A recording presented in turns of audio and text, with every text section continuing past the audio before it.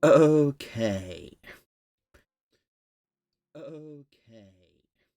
Yeah, anybody who was watching, I do apologise. We had a bit of a weird crash. OBS just decided it didn't like what was going on. Um, OBS crashed, but then decided to carry on going, but that caused Final Fantasy XIV to crash, and it wouldn't let me do anything, so I had to just kick everything back.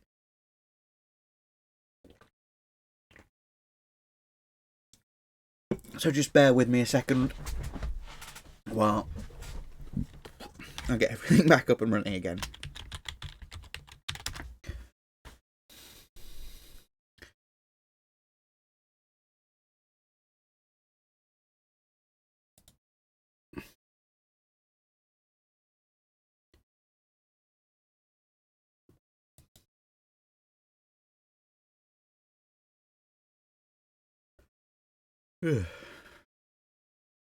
Of course, it happens today that I'm trying to blitz through as much as I can before we've got 24 hours of maintenance, so we can't play tomorrow.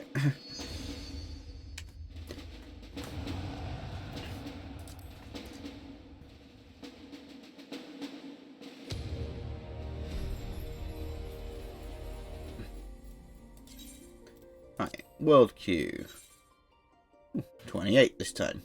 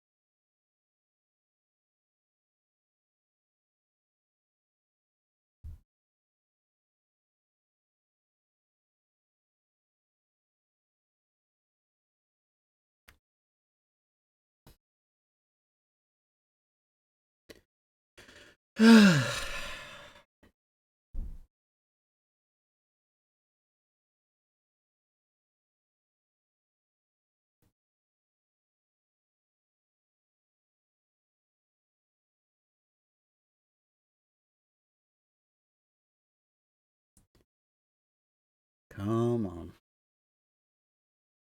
Only more done are you loading?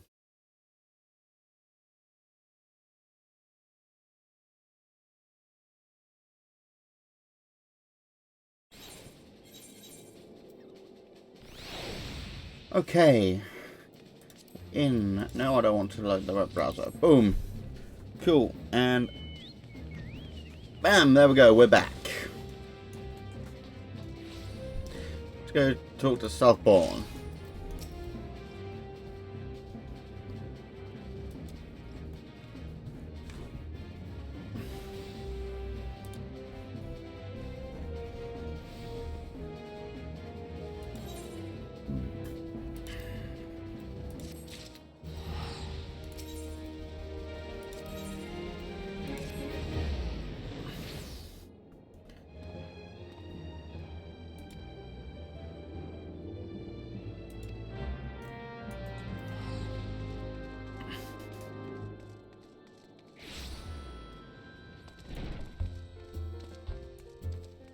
Let's click that.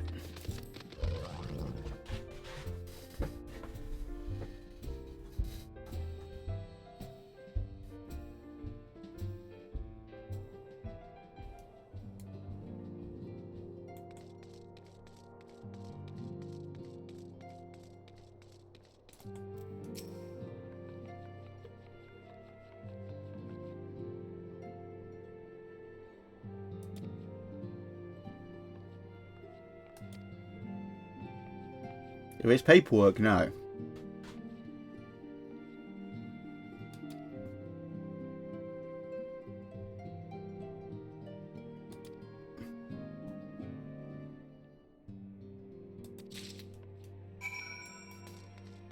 Yeah, we better not have matching uniforms. I'm not ruining my style to look like the rest of you lot.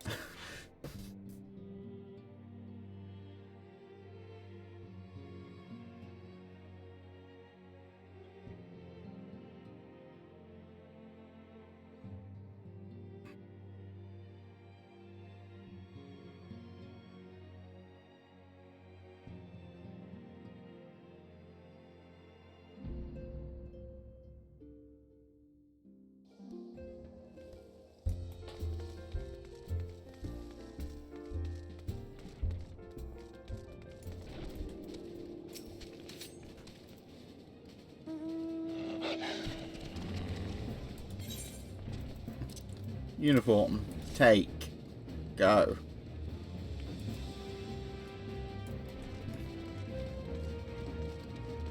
Start with this idiot that's all the way over here somewhere.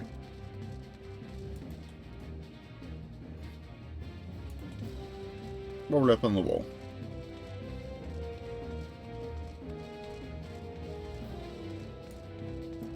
Laurentius.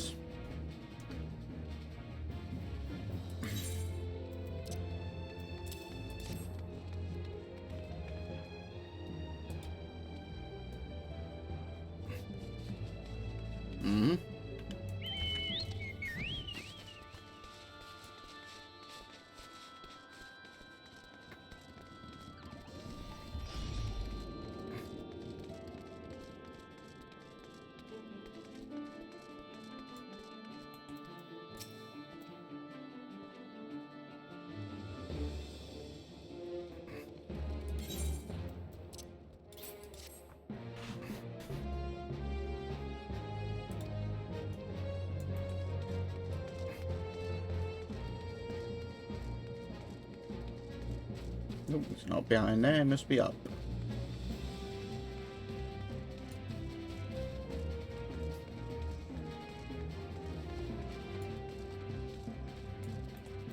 Hillbird, my man.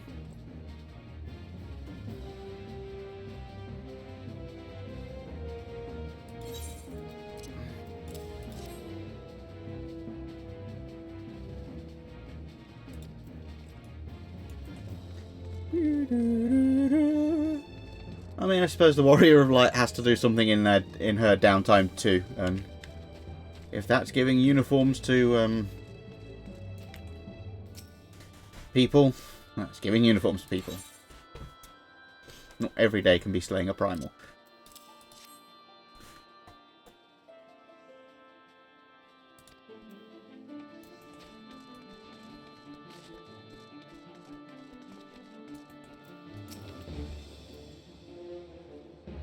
Bap, bap, bap.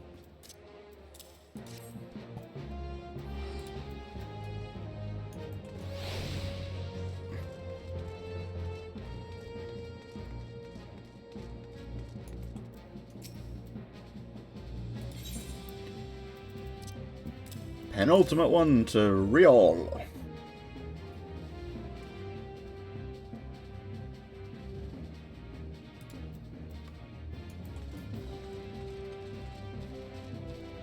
And Alien. Last one. If I remember, you were the farmer's daughter.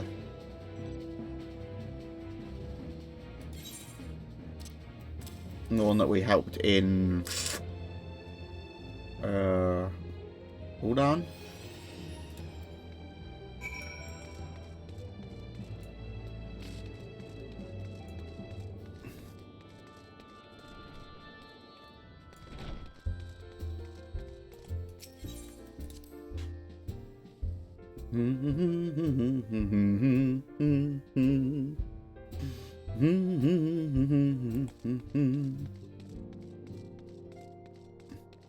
Of course he has to be through the other load zone.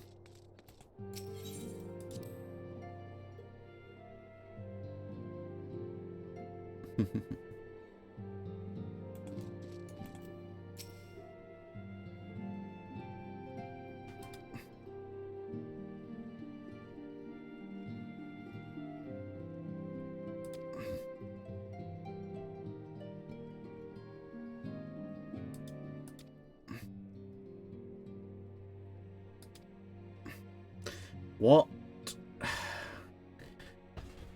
The problem with Alpha now is he has this habit of doing things without talking to someone else first.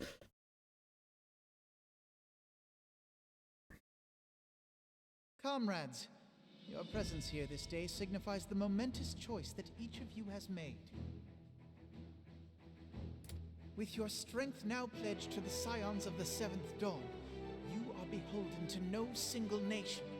You stand as the vanguard for a united Eorzea.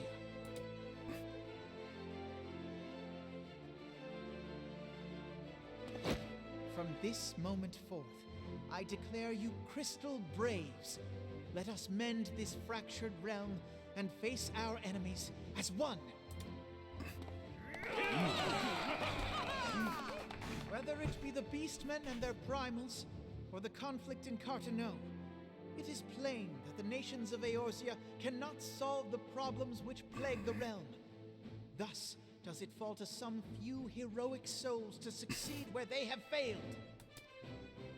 Come, take your place at the Scion's side as guardians of Eorzea, and together we shall fight for the freedom of all! For the freedom of all!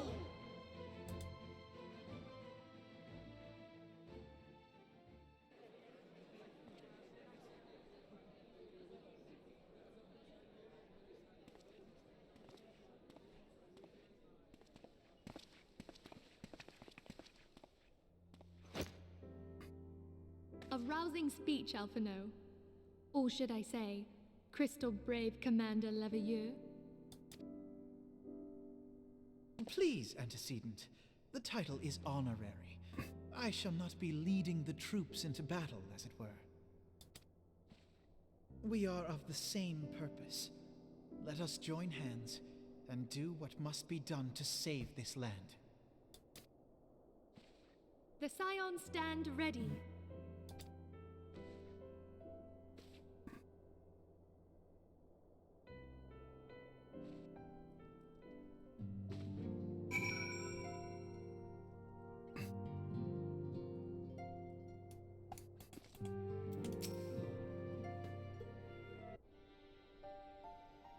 I'm eager to see what the Crystal Braves might accomplish.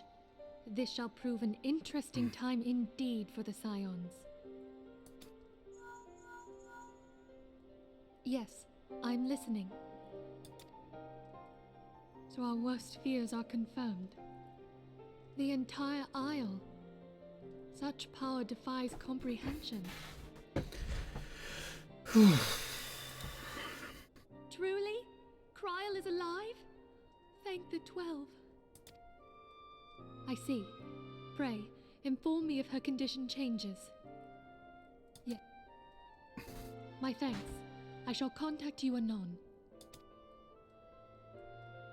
When I learned of the loss of the Isle of Val, I dared not hope that my friend had survived. Yet, by some miracle, it would seem she has.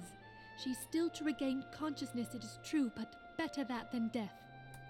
Putting this happy news to one side, we must now endeavor to make sense of the readings taken by the survey party. It appears the etheric disturbance which accompanied the Isle's destruction is of a magnitude alarmingly close to that of Ultima. Could the Ascians be responsible for this devastation as well? I wonder, have you heard aught from the Mother Crystal since the battle with the Garleans?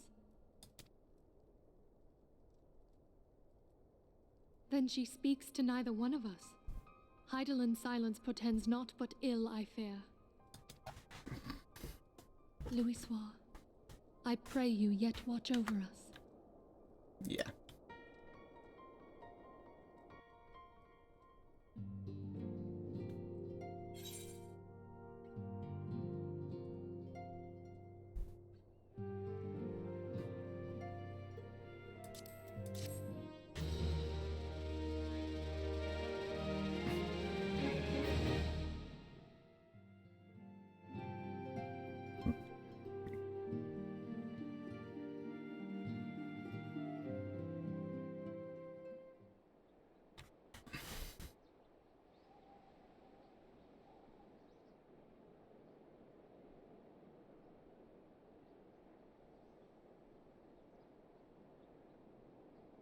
Yeah, because he's up to no good.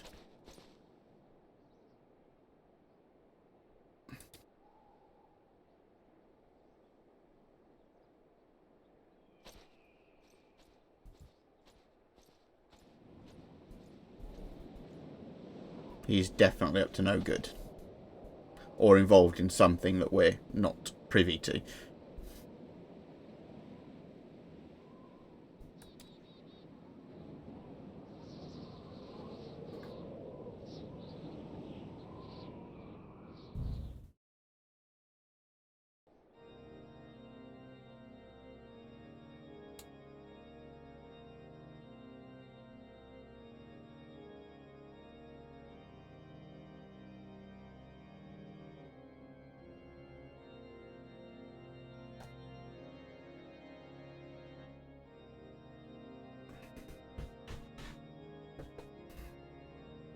He looks lovely.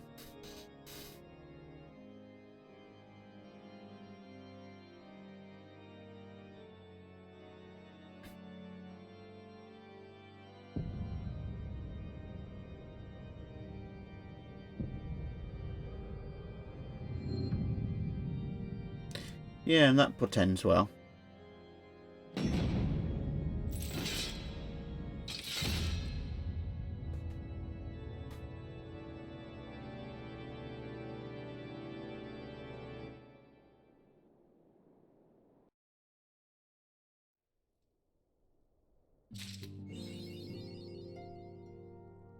Right, there we go. Eorzea defended. That's 2.3. Now on to 2.4.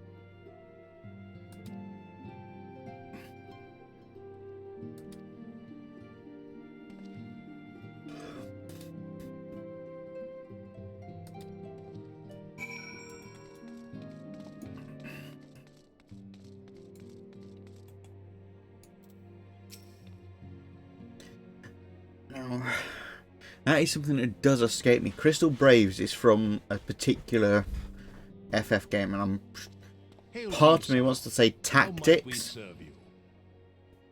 but I might be wrong. Commander Leveilleur bade you serve us? These are welcome tidings indeed. Given the sensitive nature of the task, I could not rely on one of my own.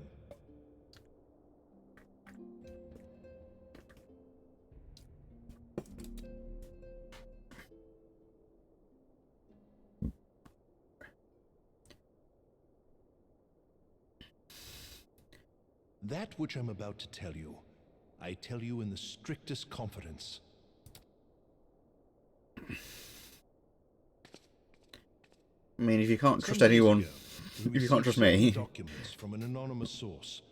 They notified us of the presence of a Garlean agent within the ranks of one of the Grand Companies. Following some discreet inquiries, we identified a suspect among the Immortal Flames, whom we detained for questioning. Alas, the man was not our agent. He was but one of many men in the agent's employ.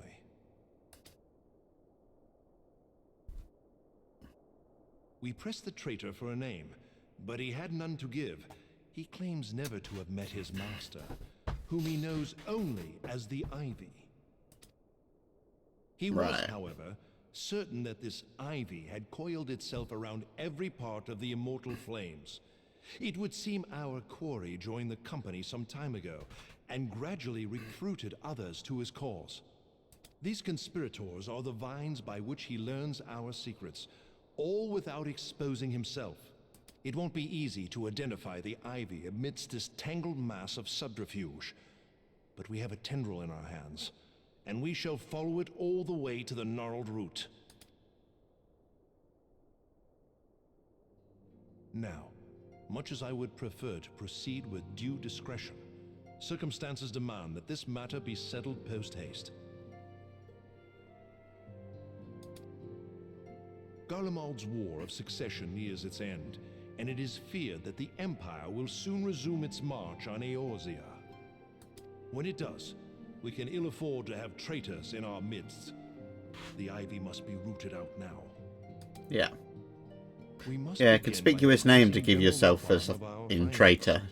I would ask that you accompany me to the Hall of Flames and remain on hand to see that things go smoothly. Assuming the ivy's tendrils are as widespread as we believe, he will be aware that an investigation is underway, and if that is the case, he may well move against us. That's safe to assume. We must be prepared for anything, while taking care not to betray our purposes by seeming prepared. A simple enough task for a one-woman army like you.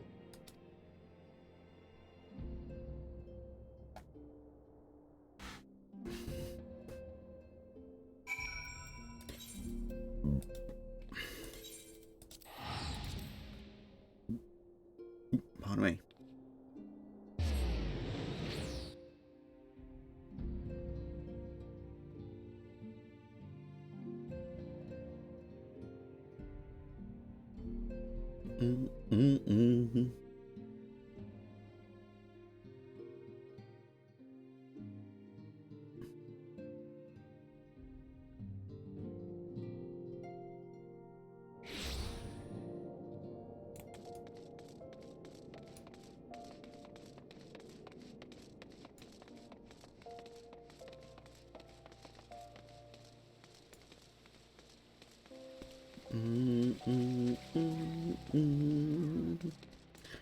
Raban, my dude, we've got business.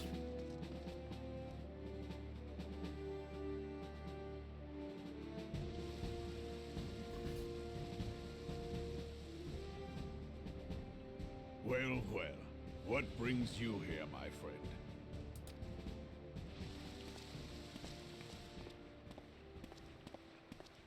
She is here at my behest. Greetings, Roban. It has been a while.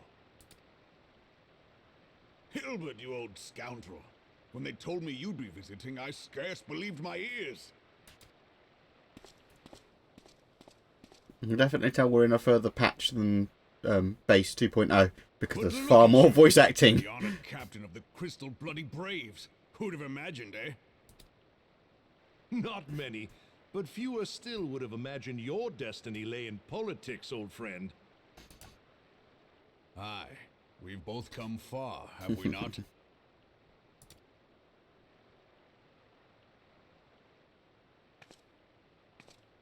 Lest you wonder, Hilbert and I go back a long way.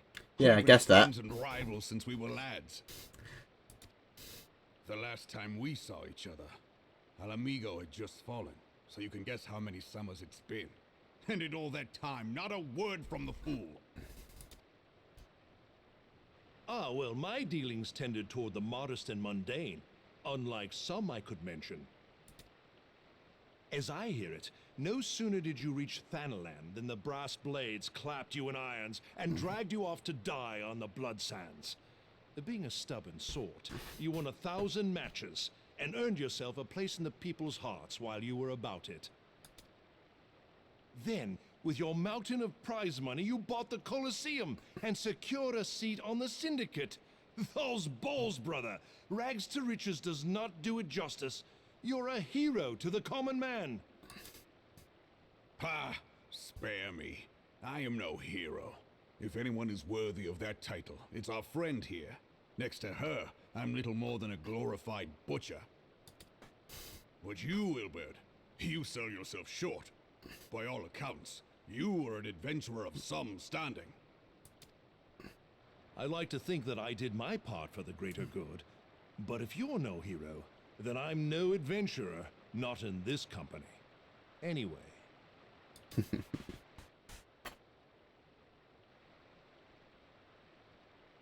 have tidings. So there has been progress. I've let it be known that this meeting is a reunion between old friends. None will give your visit a second thought. To convene elsewhere would only attract attention. Let us speak here, in plain view of all. Smart. That makes sense. Ugh.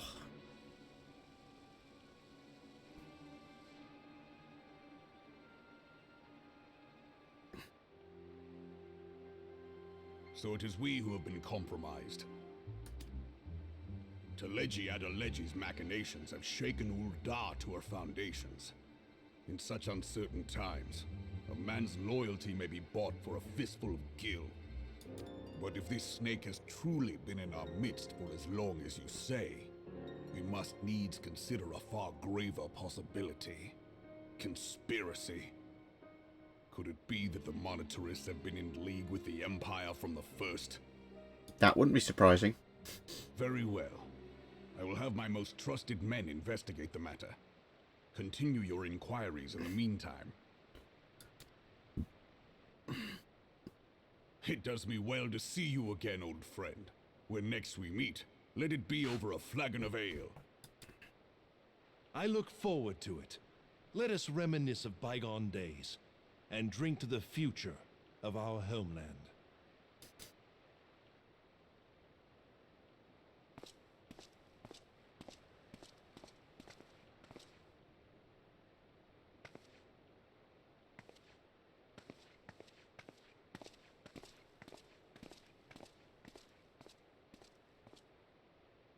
Flame General, you wear the mantle well, old friend. I must work hard if I'm to keep up. Well, it would seem your services were not required after all. I dare say we have Roban's prudence to thank for that. Still, I was glad of your presence. My thanks, Scion.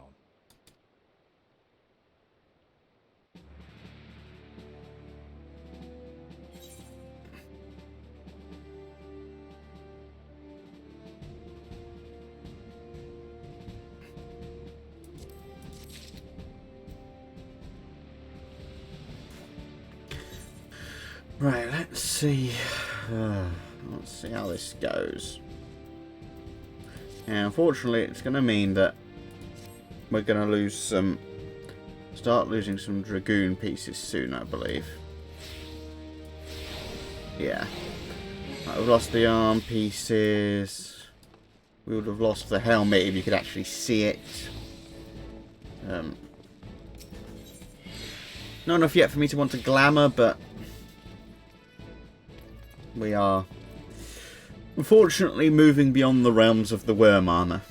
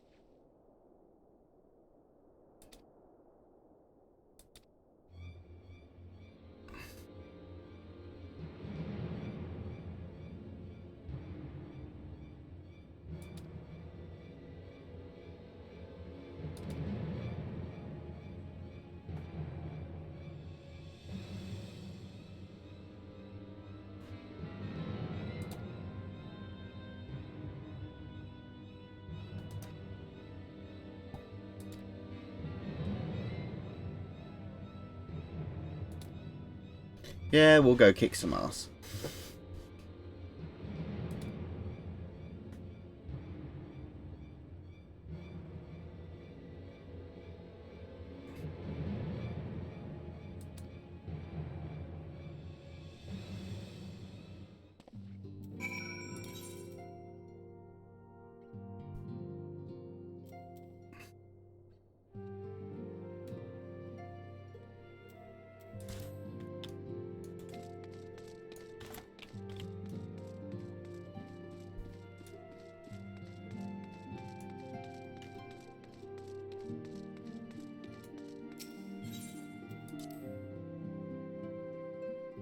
Slightly disappointed that we've lost the beauty of the complete worm armor set now, but unfortunately it is just that case of that it's going to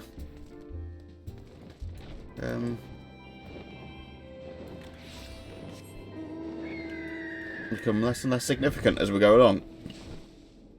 So no doubt soon enough, especially once we get a new better chest plate, whenever that's going to be, we'll be back to glamouring.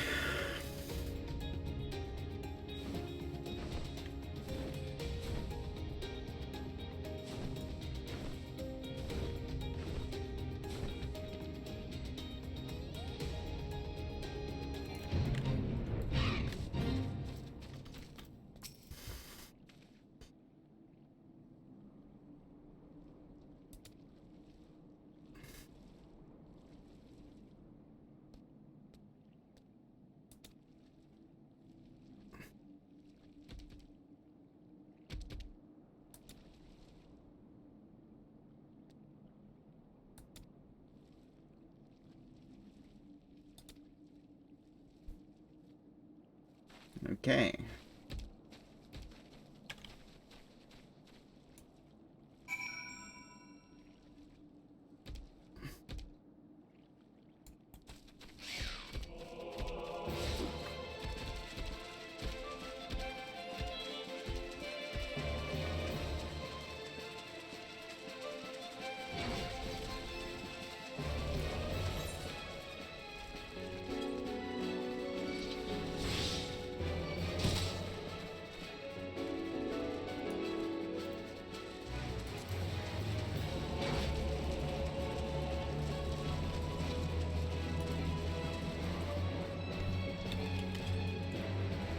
Oh, go away.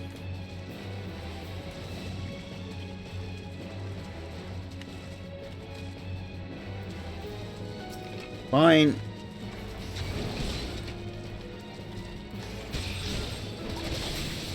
Just remember, you picked this fight, not me. I was just about to go about my business. But no. You had to pick a fight.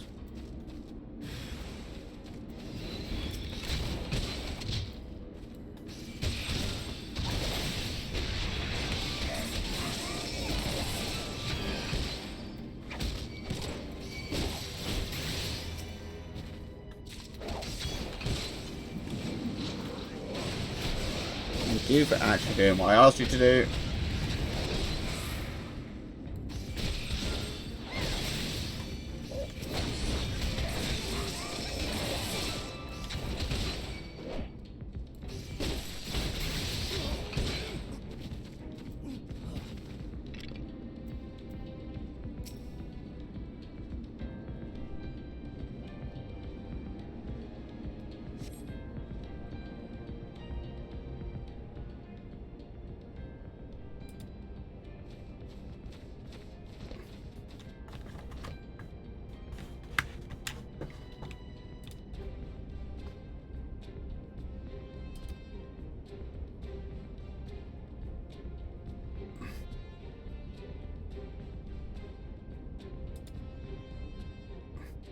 Why are the Guardians even still here? We blew this place up and kicked the crap out of their leader, and we've allowed them to remain here? Hello? Eorzean Alliance. We might need to have a conversation about,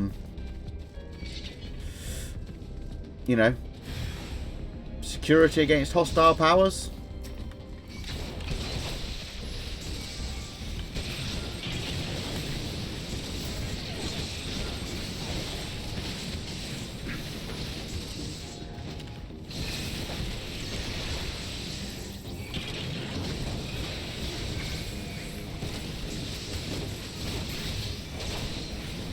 Crap, that hurts.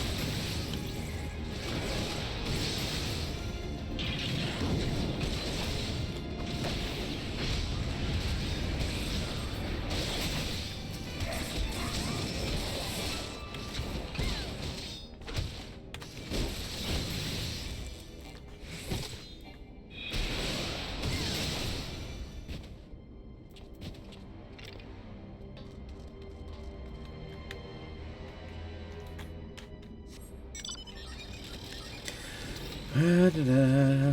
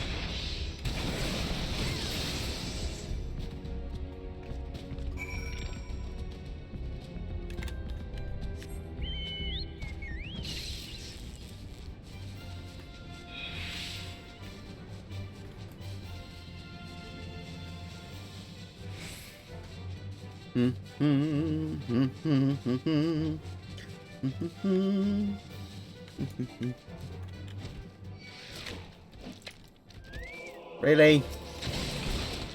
You think this is worth it?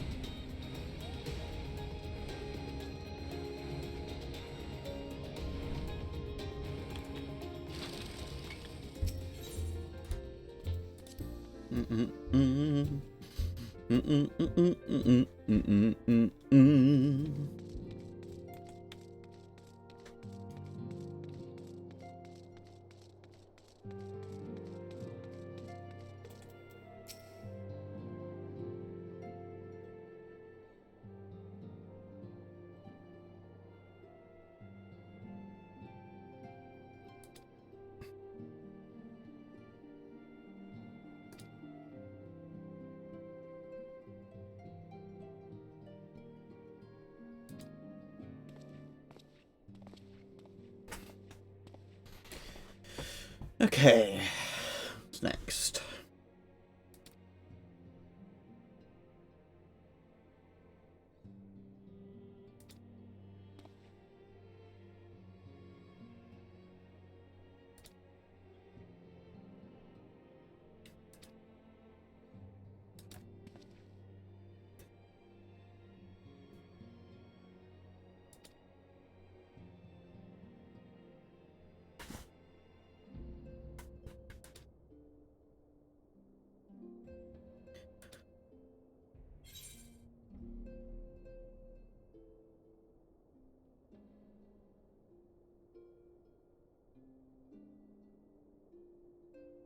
Never.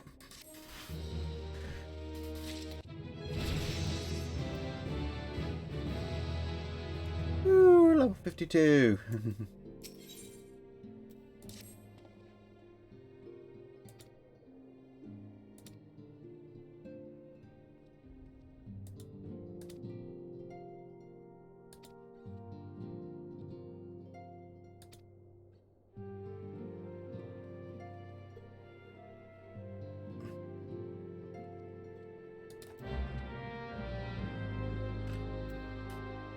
Really?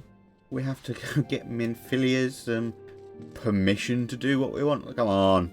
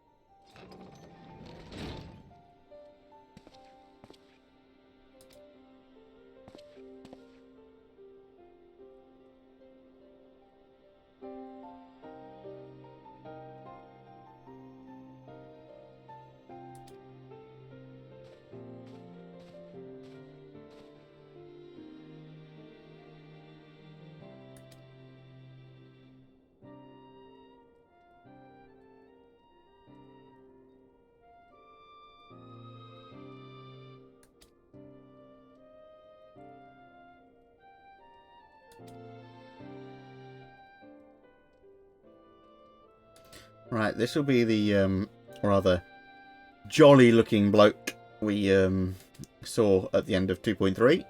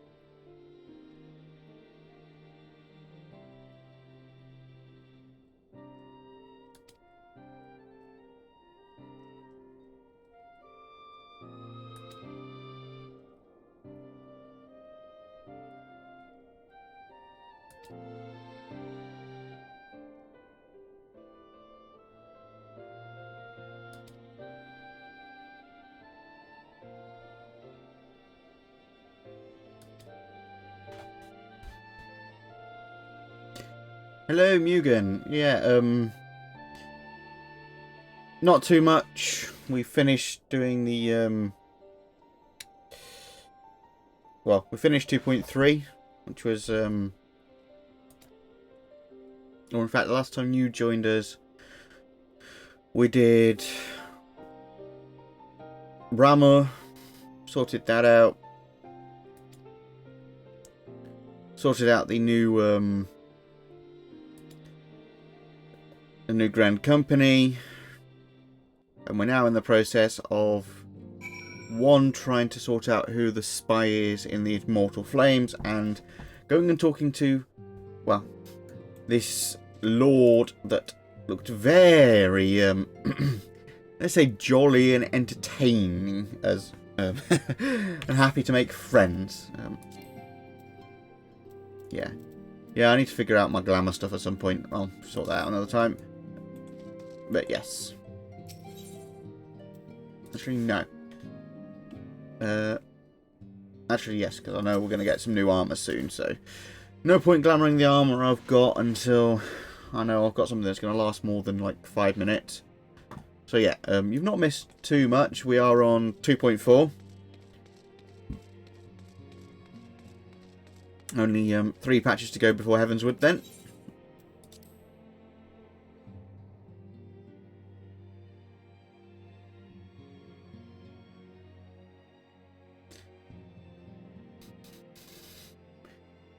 Yeah, at some point when I'm not, yeah, that's deciding to have some fun today.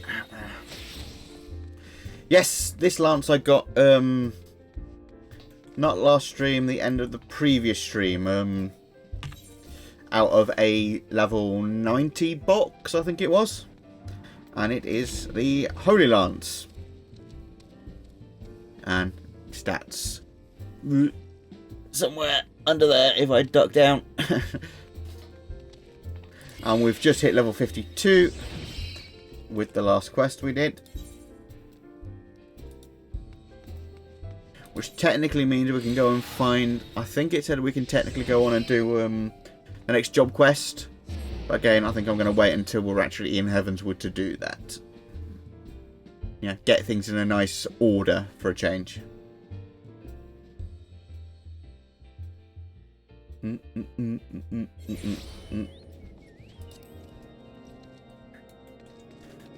That way.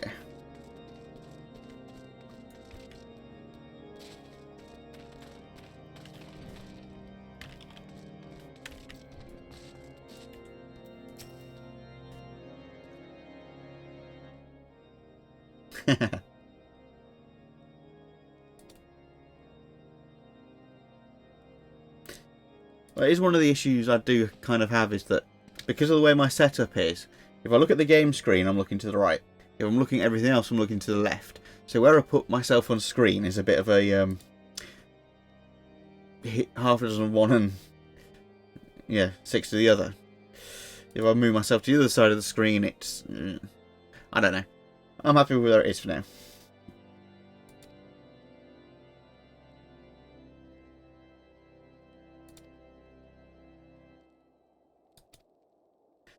Yeah, actually, you might know this, because I thought about it earlier. The Crystal Braves. I know it's a reference from a Final Fantasy game, but I cannot remember which game. I keep thinking it's Tactics, but I'm not sure.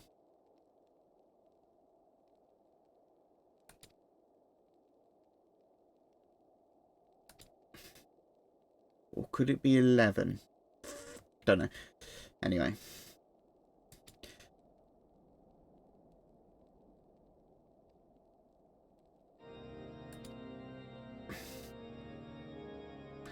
Yeah, this is going to be an interesting meeting. This king or ruler or whatever he's calling himself in the cutscene, where he was not flanked by Asians at all. Where am I actually going? Somewhere here.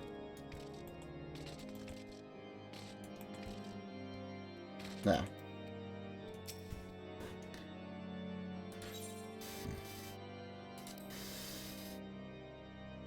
Yeah, he looked perfectly lolly. No, definitely not lolly. Jolly and happy to work with other people.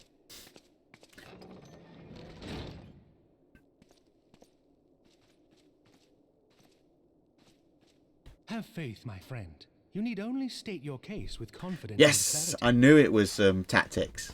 So that's a game I've not played in a long time.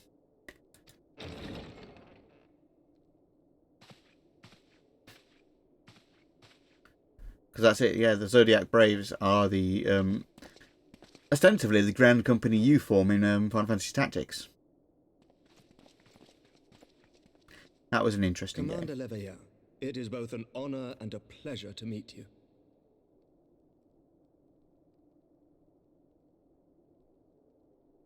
I am Emmerich, Lord Commander of the Temple Knights. Alphino Leveilleur, at your service. Your reputation precedes you, Sir Emmerich. I think we will find that we have much in common.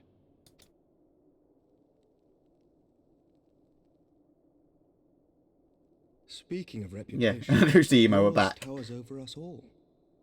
Does it not? It does indeed, Lord Commander.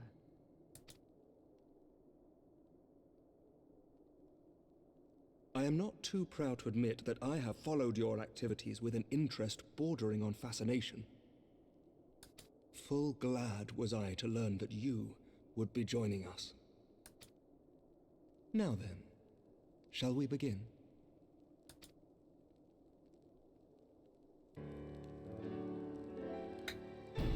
We know full well that the Garleans will return in force ere long.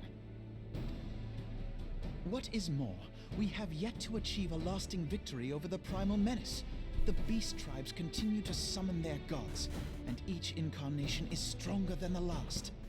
Ishgard is not immune to these threats.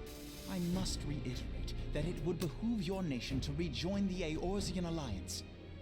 Once again, I must respectfully disagree. On what grounds? Despite their presence in Kurthus, the Ixal do not concern us. Their territorial claims pertain to Gridanian lands, and it is the people of Gridania whom they harry. Consequently, the Holy See judges this to be a Gridanian affair, and Ishgard does not intervene in the internal affairs of other nations. Yeah. Even were that not the case, our forces are wholly committed to the Dravanian conflict. We have not the knights to spare. As for the Garleans, we are not ignorant of history. We have observed the rise and expansion of the Empire, and we agree that it is only a matter of time before they resume their campaign in Eorzea.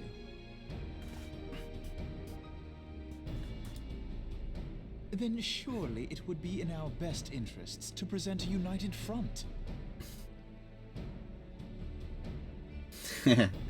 Yeah, Ishgard seems to be. Mayhap one day, but not yet.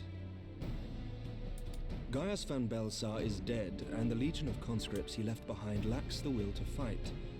We think it highly unlikely that they will emerge from behind the walls of their castra for some time. Forgive me, but if Ishgard's position has not changed, why did you agree to this meeting? Fair point.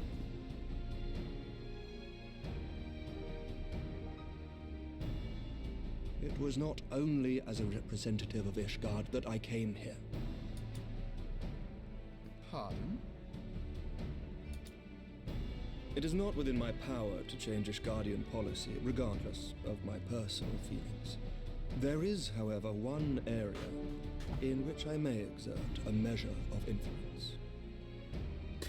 Does it result with you on the end of my pointy stick? Concerns have been raised over the supplies House Forton has offered to Revenant's Toll. These have led to calls for restrictions on the provision of aid to foreign powers. I can ensure that the shipments continue unabated. Sir Emmerich, we would be in your debt. No, you would not, for I require something in exchange. Of course you do. Of late, there has been a flurry of Dravanian activity, the purpose of which was not immediately clear. However, our astrologians have since observed alarming changes in the heavens. The dragon star waxes unnaturally bright, And there are whispers that it portends the resurrection of Midgard Sorma.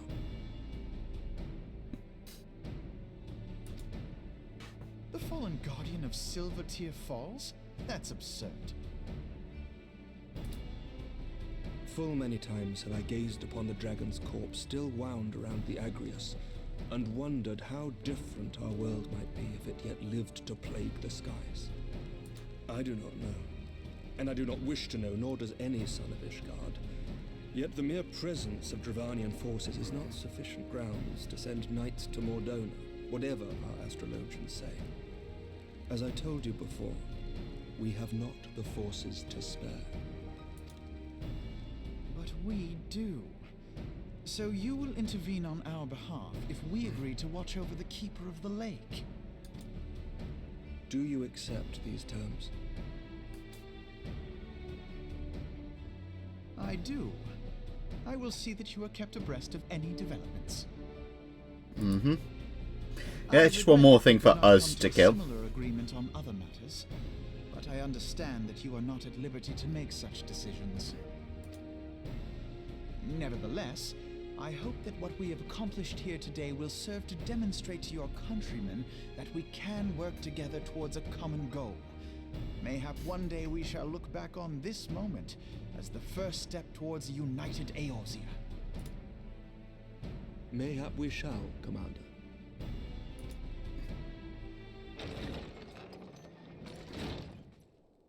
What is the meaning of this? The caravan, my lord. It's been attacked. Oh, what It timing. was Iceheart, my lord. What? By the Fury? All our precautions were for naught?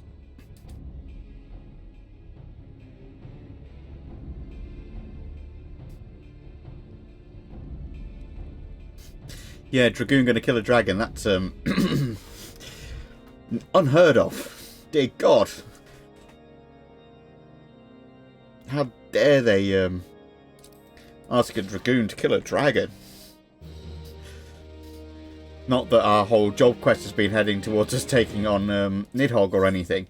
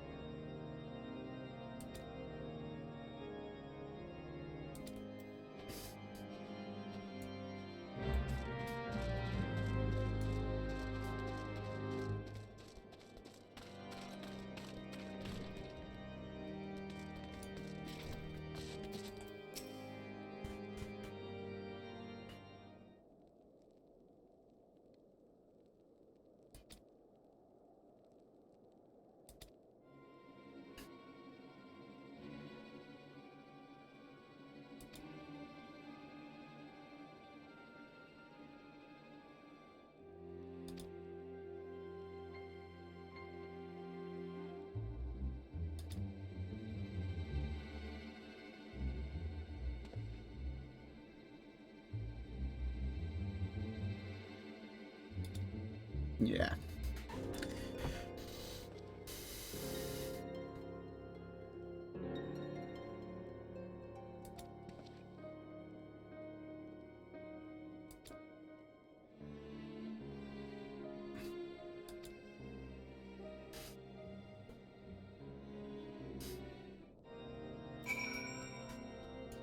I mean, to some extent at this point, considering everything we've done, the moment, we're going over there. Okay. The moment I turn up anywhere, everyone should just say, yes sir, no sir, yes mum, what do you want?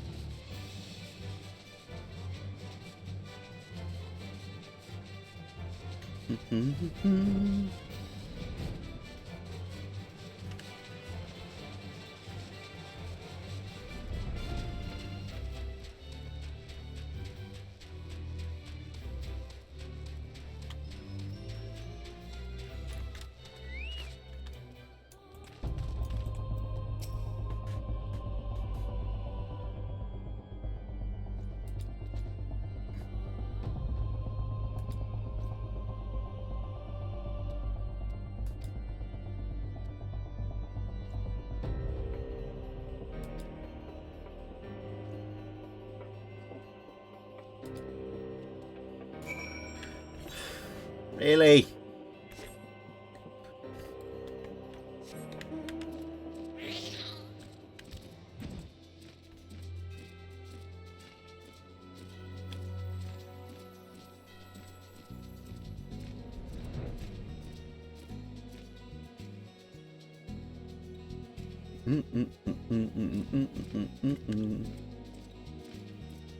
But yeah, as you might have noticed that yes, I've swapped out always using the fat chocobo and put my mount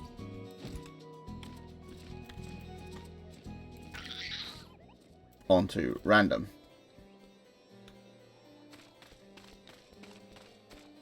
Because it just keeps the variety. Though I do miss the fat chocobo because I did notice since I've had the ability to fly, I think it's one of the funniest little things in the game. If you use the fat chocobo and you tell him to fly, you stop holding the fishing rod with the Gissel greens on it, but actually get one that's got cake, and apparently that causes him to fly.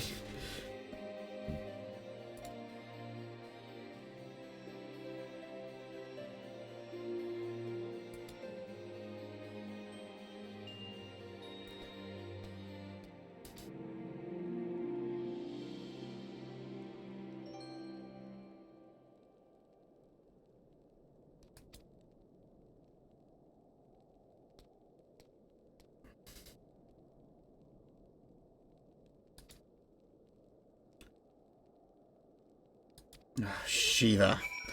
Okay, so I'm guessing that's going to be the... guess that's our next primal then. Shiva. Funnily enough, yeah. Ice summon. Traditionally.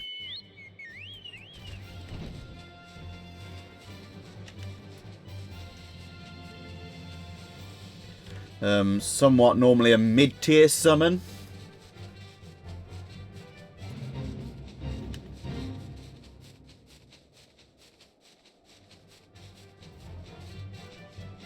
Not quite on the level of, like, you know, Bahamut and Behemoth and stuff like that, but normally a reasonable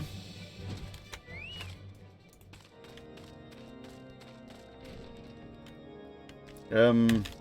What's his name's one in 13? The emo with the white hair. I really struggle to remember the names of the characters from 13 and 13 too. Other than Lightning, of course.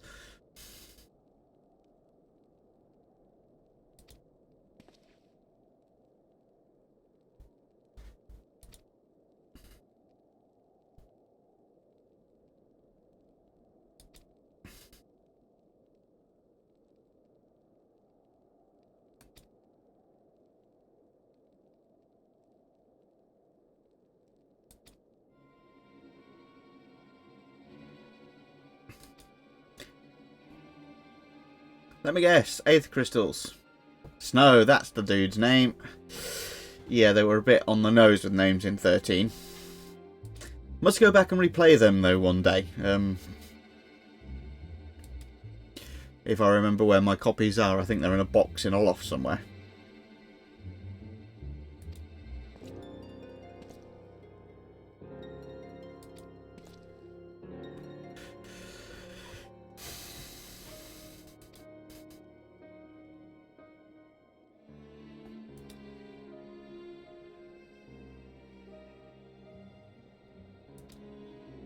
Yeah, and in 13, didn't the Shiva sisters have motorbikes for some God knows reason?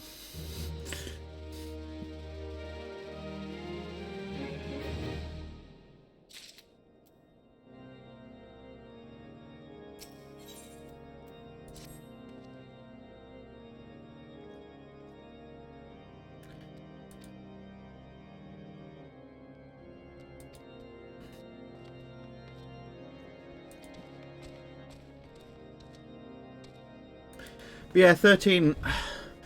I need to give it another chance one day, because I don't think it was ever bad, but I think I only got about halfway through it. And I barely touched 13.2, even though I bought it. just... They became the motorbike, yes. Because that game tried to out-angst 7 somehow.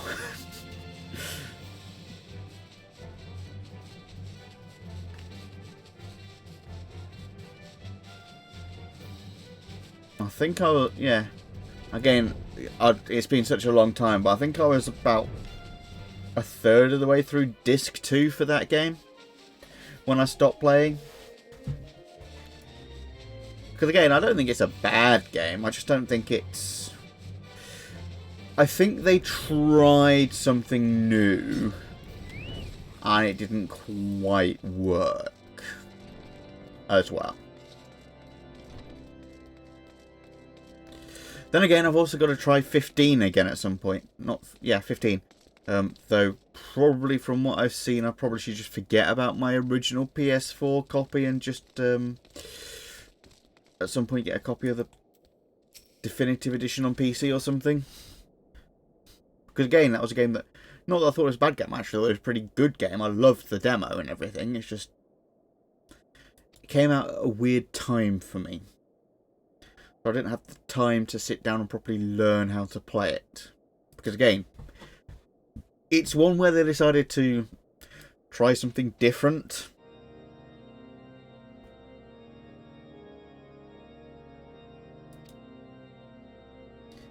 And to some extent, again, I've heard everything about 15 is amazing. It was just, it came out at a time that was a bit weird for me. So I didn't really get to properly get into it and learn it. I think I got as far as literally the first major city. I did a few quests into the first major city after the intro. And that was about it. And even that, to be fair, is like, what? 4 hours into the game. I also think it was also, yeah, it was a time that I didn't have time to get into 15 so much. Because 15 is, like a lot of Final Fantasy games, is a game that you properly have to get into. You can't just sort of do a little bit and then dip out. And I think at the time I was forced to make the decision between keeping it on my PS4 hard drive or something else for my PS4. And I kind of had to make space, so I kind of didn't come back to it.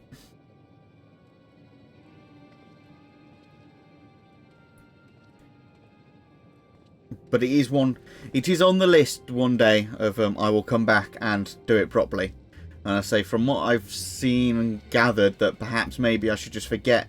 Yeah, I've got my PS4 copy and I'm happy with that. In fact, I think I've got 2 PS4 copies lying around somewhere. But perhaps it's worth, if and when I want to do that, getting the definitive version on PC. So, you know, it'll run a bit smoother, look a bit better, and it's got all the patches and DLC and expansions and all the other things and tweaks and everything they've made compared to the base game.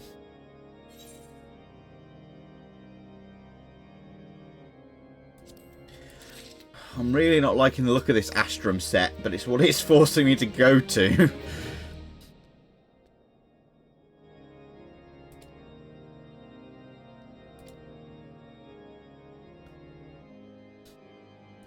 I don't necessarily want to blitz through my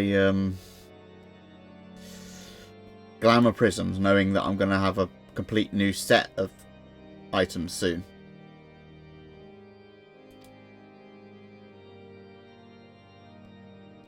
And yeah, I am a bit bad at the... I've not even looked anything into the glamour systems beyond that I can glamour stuff. You know, I haven't got glamour sets. I haven't even touched the glamour chest. One of these days I will sit down and watch a video that explains the whole thing so I can actually understand what's going on. But while we're here, we'll just use the recommended gear here. I mean, just look at it. Come on. It's nowhere near as cool as the Dragoon set.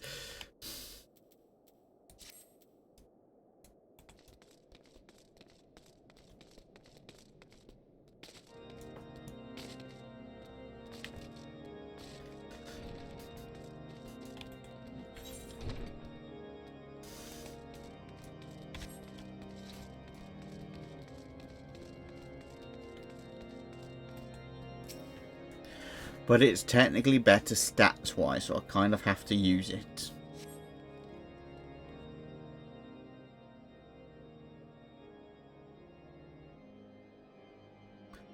Though perhaps next...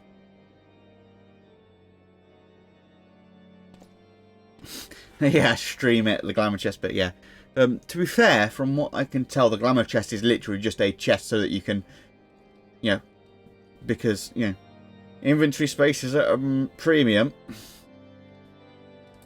So, in theory, you just, all the cool shit that you want to keep, you just put in a chest.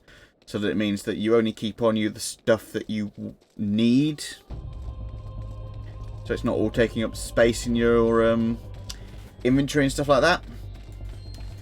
So it's just basically a box that's got a lot of space for you to put stuff in so that, you know, when you're not using something to glamour, you can just dump it in there. And then it means you can sell everything else.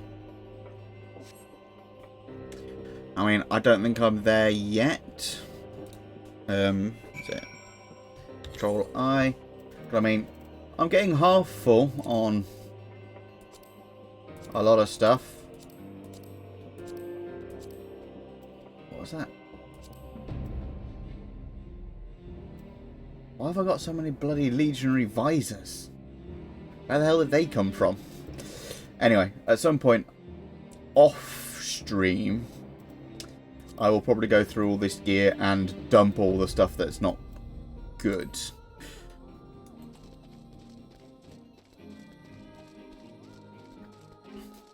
But yeah, I don't even know how glamour plates work. I know they're a thing, I just don't know how they work.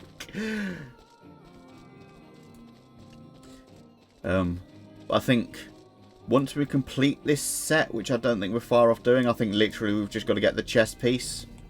I might sit there and actually glamour it. Or, in theory, we are technically level 52 and this is level 50 gear.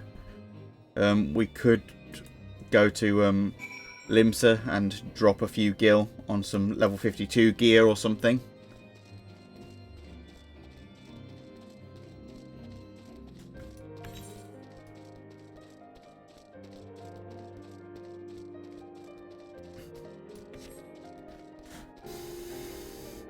And then glamour that, because that will hold up for at least a little bit before I have to go and buy more glamour prisms.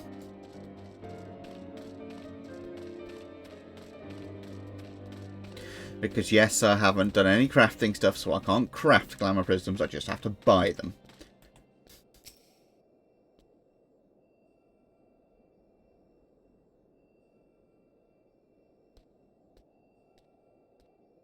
I say, I would probably have looked at the glamour chest if I actually knew anything about the in system.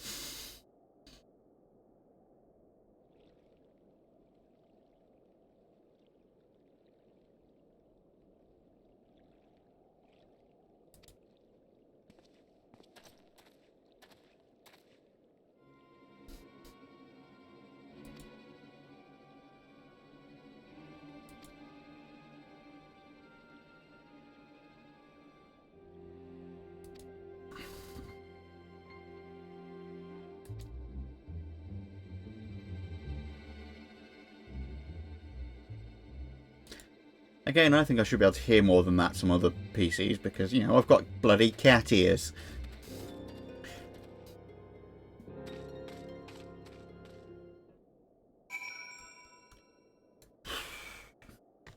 What mount are we getting today? Mount Roulette. Yes, Fat Chocobo. Just because his music ruins the mood. Also, as I said, I noticed before, now that I have the ability to fly. So, normally as you're moving with the Fat Chocobo, you have a fishing rod with Gishel Greens. As soon as you start flying, you swap to cake.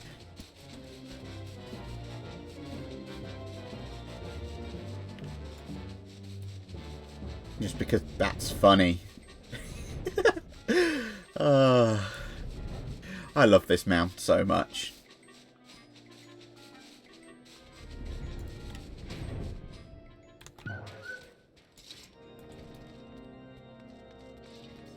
In fact, I even think that was think I got that as a bonus for when I first bought 14. I think when I got the, what was at the time the complete edition.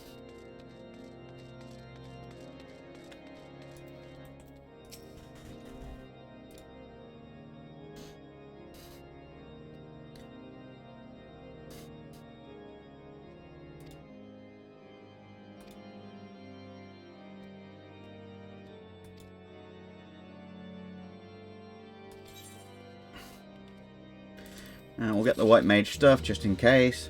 Yeah, because I've also got... where are they? Companions. No, not companions.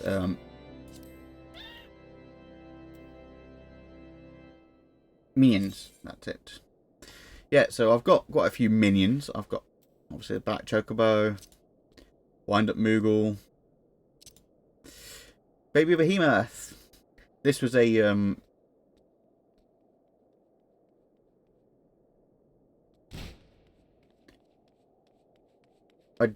pre-order, at least, I believe. Obviously, the Marble Seedling got from the dungeon. Yeah. BDI. Blue Sproutling. The Wind Up Airship. Wind Up Cursor. Wind Up Cane. The reason I chose a Dragoon, Cane.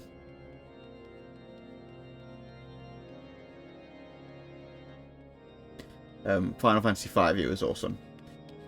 Wind Up Palmon. This is for pre-ordering Endwalker.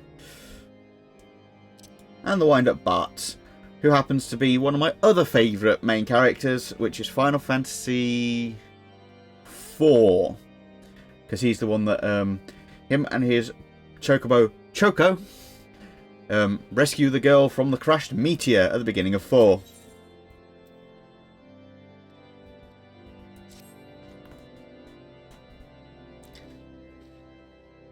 Or was it the other way around, 4 and 5? I get them confused because I've got them. I got them and still have them on the PS1 release of the, it's called Final Fantasy Anthology, which was 4 and 5 together.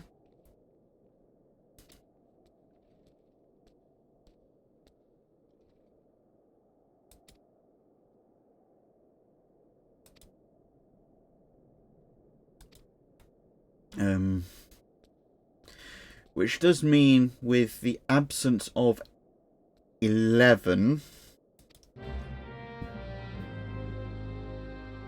I do believe that means I've technically got a copy of every Final Fantasy, excluding 1, 2, and 3.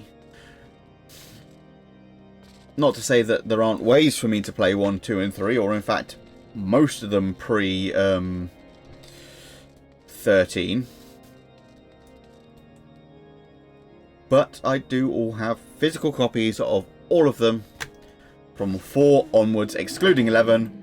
But that's because obviously 11 was a online game that, from, well, let's just say it's not as popular as Final Fantasy 14 is, or even was. But yeah, definitely, it's one of those things that Final Fantasy's been doing for a while. Since, yeah, I've seen playthroughs of 1.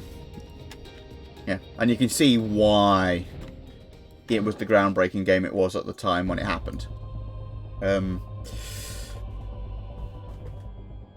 There is the Pixel remaster of Final Fantasy 1 that's supposedly really awesome.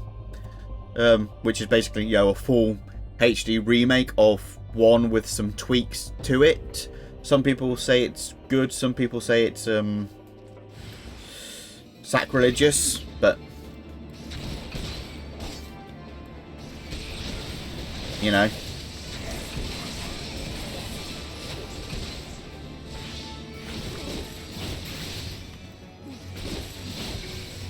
You can't please everyone.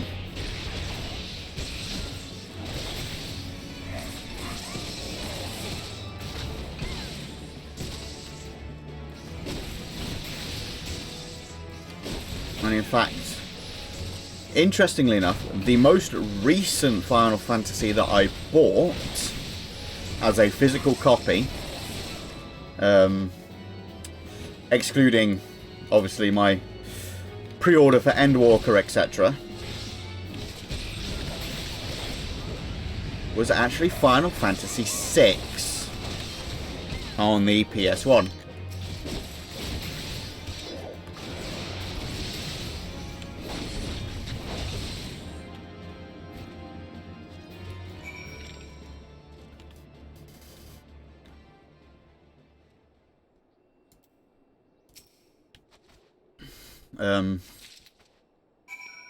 So yes, the most recent one I bought was 6. The first one I ever bought was actually Final Fantasy 9. When that released in, what was it? It was either 99 or 2000. Final Fantasy 9 was my first one. And yeah, that game did, and still does, blow me away. That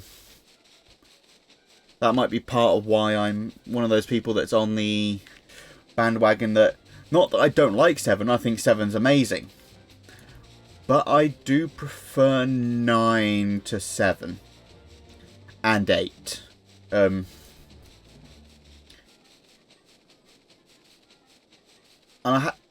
God, it's a hard one to say, because for me, personally, and again, some of that would be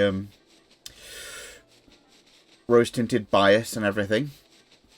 But for me, I still think my favourite Final Fantasy is Final Fantasy 9. Just because, one, of course, it's the first one I played, so it's what got me into the series. But also because I just think it's... Again, it was incredibly impressive for the time, showing what the the PS1 is capable of. I mean, that game looks bloody gorgeous even now.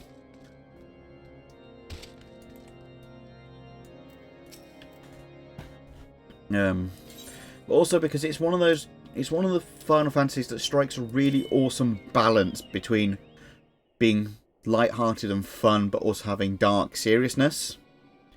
Whereas I feel that 7 and 8 are a little bit more on the everything's doom, gloom, dark, serious.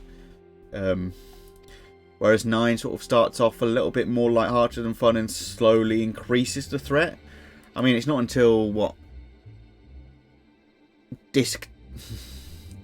yeah,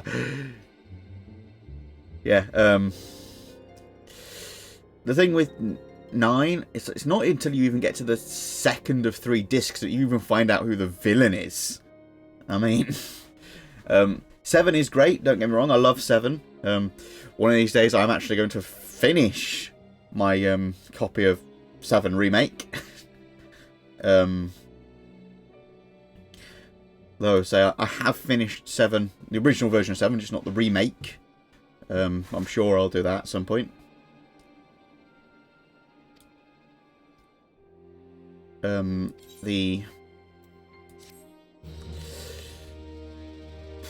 Let's say, yeah, 10 and 10-2. When I first played 10-2, I was very confused. But now I'm a bit older and a bit wiser, and well, a bit more feminine. I understand 10-2 a lot more than I did when I first played it.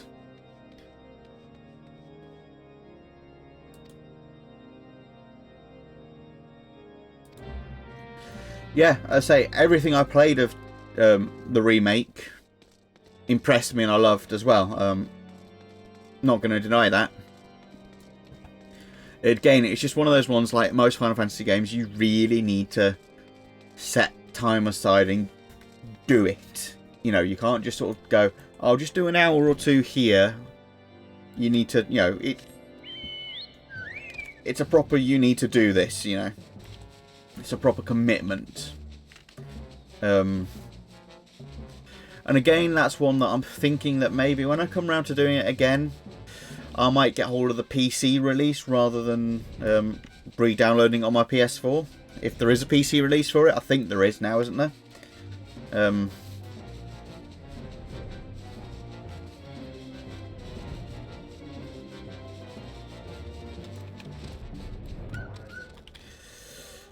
But again, I've got so many Final Fantasy games I want to go back and replay and redo.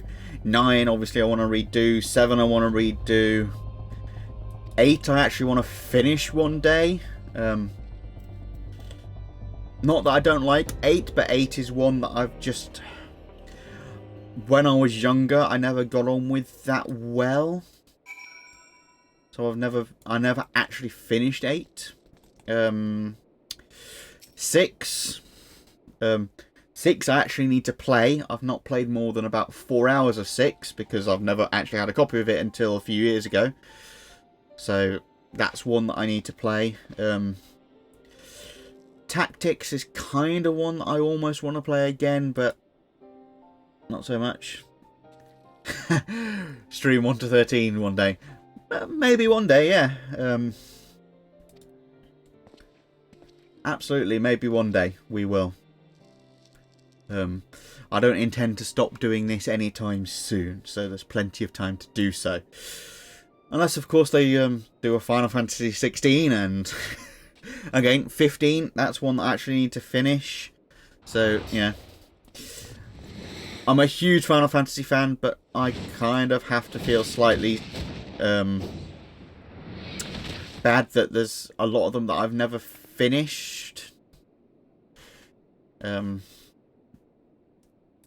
Which is a bit of a shame. But, yeah, Ida.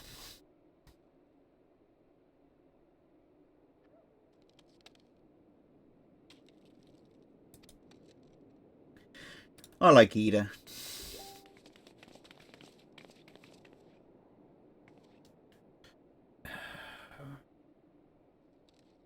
Yeah.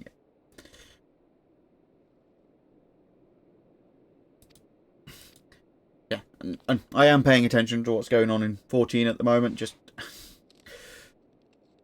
you know what I mean? It's not particularly major story-wise, so it is more free to just chat about other stuff as well. But yeah, I think my first one was 9. I then got 7. Then I got Anthology, which was 4 and 5. That was amazing. And then, of course, 10, 10-2. And I got 13, 13-2, then 12, then 15, then 6. Was the order over the quite a few years that I procured my hands on them all. Somewhere in there is Tactics, obviously. I played that. A copy of Crystal Chronicles, which I don't think I have anymore. That was an interesting game. Never played Crystal Chronicles 2. And I'm not even going to mention the name of the mobile. Well, wasn't even a game. It was... Anyway, as per usual, we are now on a duty finder, so Snowcloak. Let's have a look.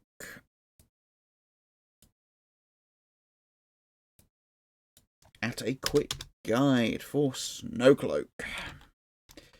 So I actually know what I'm doing. And hopefully, unlike the other day, we will not have a 15-minute queue time.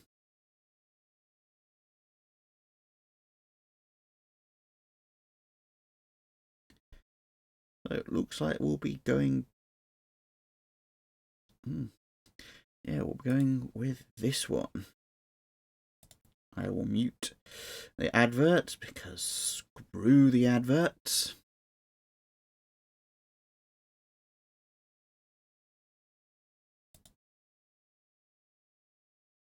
For Snowcloak. This is one of the 3 new instances made available by patch 2.4 Dreams of Ice. This instance may be a little ice-elated, but it's a cool new area and home to some really chill music. My name is Ms. Tech, and I'll be your dungeon guide. The trash in this instance is fairly simple. Watch out for the usual AoEs and keep an eye out for patrols. You may also come across a few deadly icicles and some snowballing goobs, but it's nothing you can't handle. The first boss is Wandle. Over time, Wandle will cause a snowdrip that will place and stack a frozen debuff. Should this stack reach 4, the player will be trapped in ice for 10 seconds before resetting stacks. All players need to watch out for the large AoE circles as well. Getting hit by these will also increase your stack. Periodically, a frost bomb will spawn that should be destroyed immediately. If not killed fast enough, the bomb will explode, freezing everyone it hits. Eventually, Wandle will cause the outer ring of the arena to turn into an icy tundra. This area slowly applies frozen stacks if you stand in it. It really only serves as a nuisance as it gives you less room to dodge the rest of the abilities. Keep dodging AoEs, kill ads, and burn the boss until he's down. In this area, you'll notice heavy winds blowing over precariously dangerous paths. Sadly, these winds do not push people off. Instead, when the winds are blowing strong, any player standing in them will be afflicted with a frostbite debuff. Give your healers a break and avoid this. The second boss is Yeti. Throughout the fight, Yeti will spawn a number of Spriggans. Do not kill these. Yeti will frequently cast Frozen Mist, an icy breath that will turn any Spriggans into snowballs. The more breaths to hit a snowball, the bigger the snowball gets. You may also notice that Yeti himself has an incredible amount of health, and DPSing him traditionally takes an annoyingly long time. The main mechanic of the fight comes into play with the snowballs and the boss's room-wide AoE attack Northerlies. This cast will do a massive amount of damage to the raid, and your goal is to avoid it as much as possible. However, the only way to interrupt this cast is to pelt him with the Spriggan snowballs. To aim these snowballs at Yeti, you need to be in line with him before smacking the snowball with anything you have. Each snowball hit has the ability to interrupt his cast. However, the bigger the snowball, the more damage Yeti will take. Ideally, the tank needs to force Yeti to breathe on as many snowballs as possible before you throw them at Yeti. The rest of the group should be keeping an eye out for these frostbound ads and destroying them as soon as possible. These ads have abilities that can destroy any snowballs they hit, so it's best for a DPS to grab it and kill it away from where the tank is playing with the snowballs. Continue pelting Yeti with snowballs until he's down. In this section of the instance, you'll run into this mini arena. Kill each wave of ads while dodging the respective AoEs before progressing to the last boss.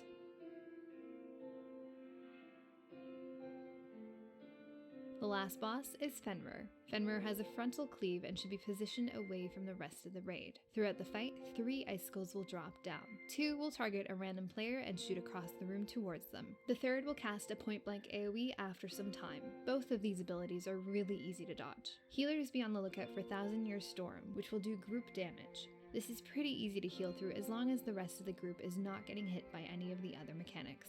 Every second set of icicles, Fenrir will cast Lunar Cry. After the first 2 icicles do their thing, the rest of the raid needs to make their way to the third icicle and line of sight Fenrir. If you are caught in the open by Lunar Cry, you will be frozen in place and Fenrir will pounce on you, dealing a large amount of damage. If everyone successfully avoids Lunar Cry, Fenrir will instead pounce on the tank, doing substantially less damage. The rest of the group should also quickly move away from that last icicle, as its explosion will happen soon after. The fight then repeats. As long as you remember to LOS Lunar Cry every second set of Deathsicles, you'll be fine.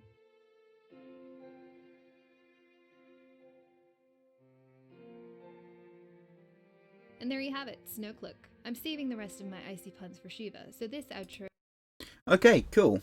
That seems like a relatively simple dungeon. And once again, thank you to Miss Tech for her guides. She's generally who I go to for my guides. Just unfortunately, the last few times we've had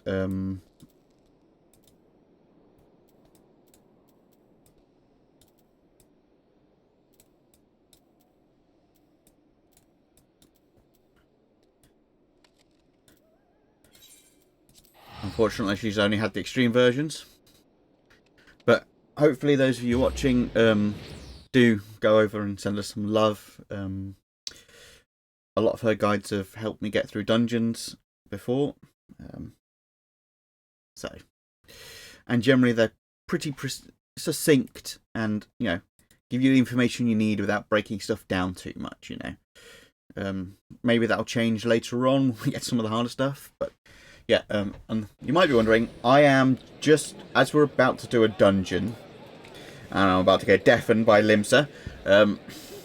I thought I might just bounce over to the market board and see what gear I can get.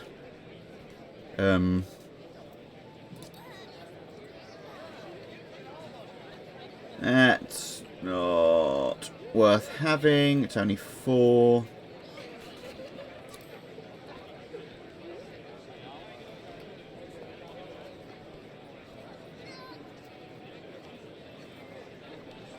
That's not as good as what I've got. Okay.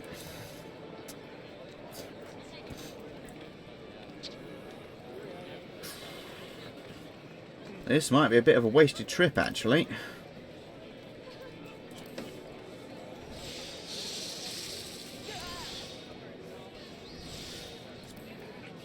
Indeed. It actually appears so. It's a bit of a waste of Oval.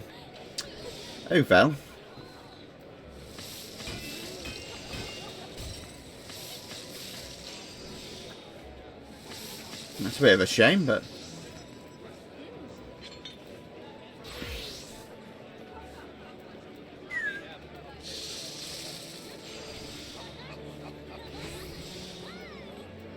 sort of housing stuff. Okay, I guess we won't be buying more equipment.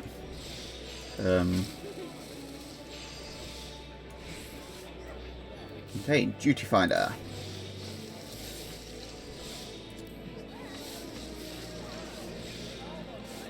I think it's a dungeon. Yeah, snow cloak. Go.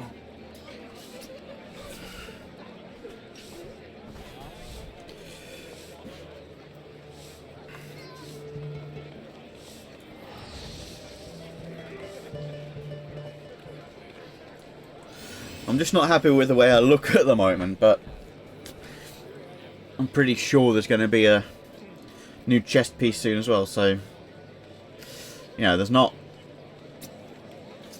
it doesn't feel like much reason to you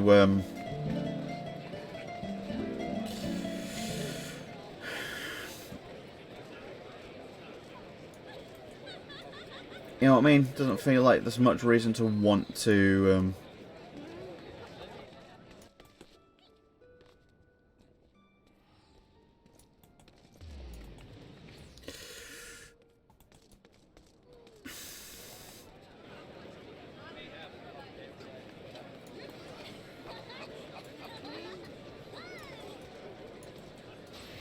yeah.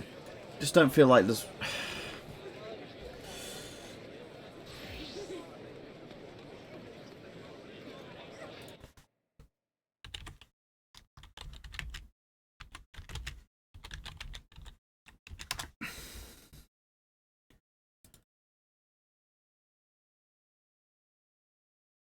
you know what I mean? It just doesn't.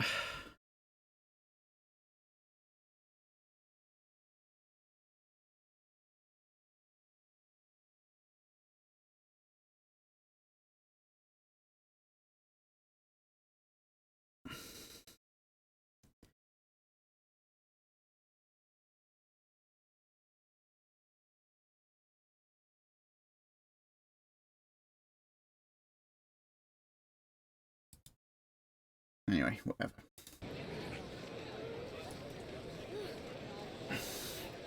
We will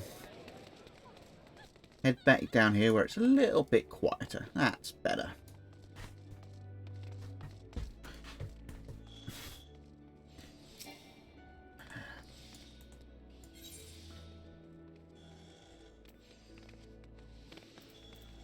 Yeah, but I think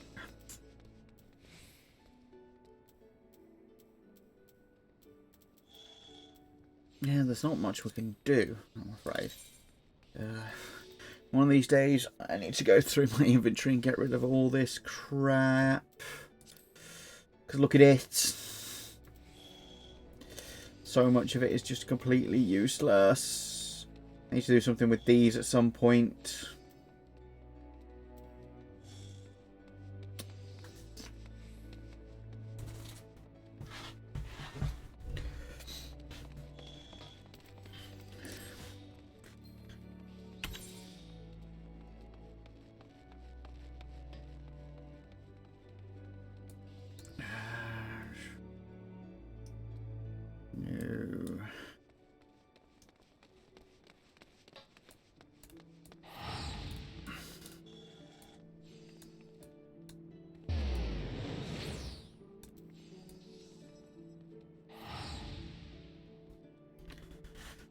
Rogues Guild, if I want to go and do Ninja.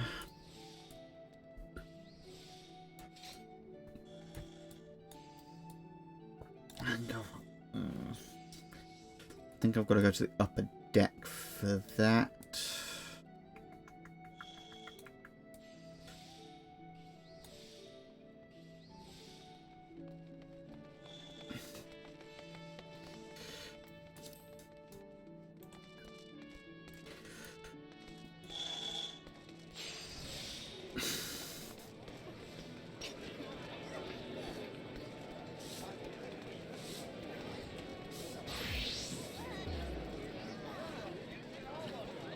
I think it's up here I'm looking to go.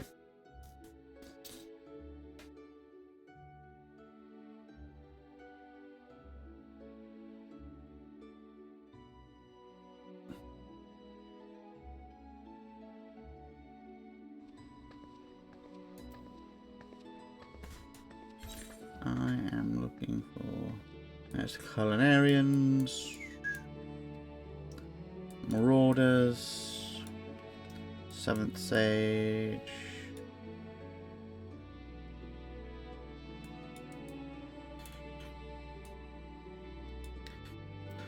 Blacksmith Armorers. There we are. But first, so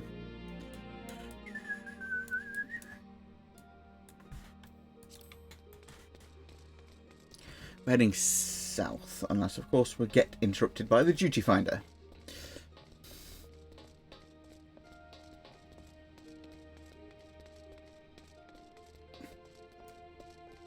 Oh, I was just looking. Well, doesn't matter anymore. I was looking for the Maelstrom, just to go and have a look to see what's going on with them, but duty finder interrupted.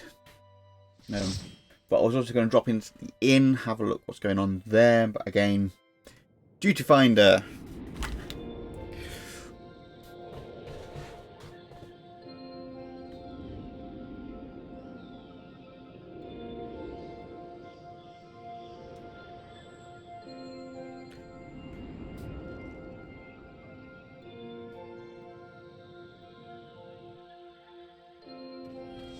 Oh, okay, this is only a four-person dungeon. Interesting.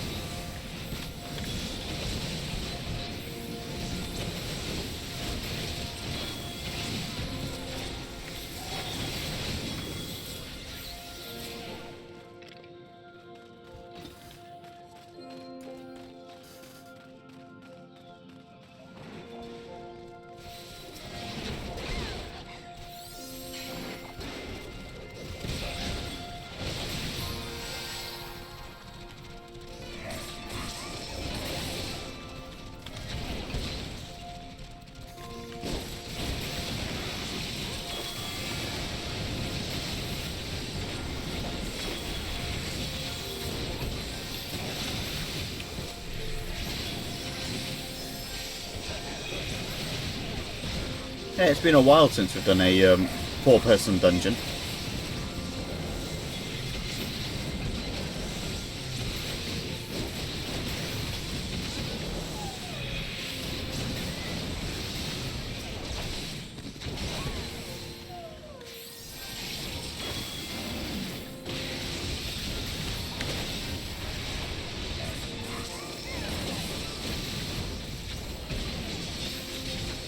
Didn't get that stun off quick enough for that.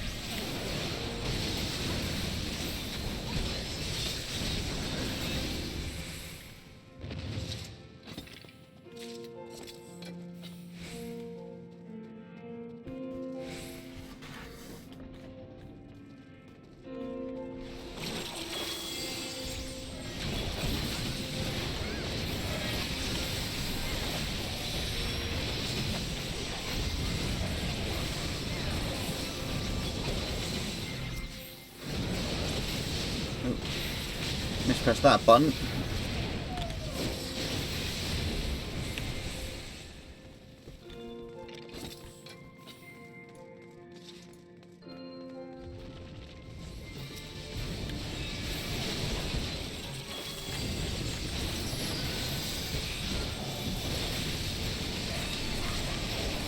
Okay, proper boss will get the buffs going.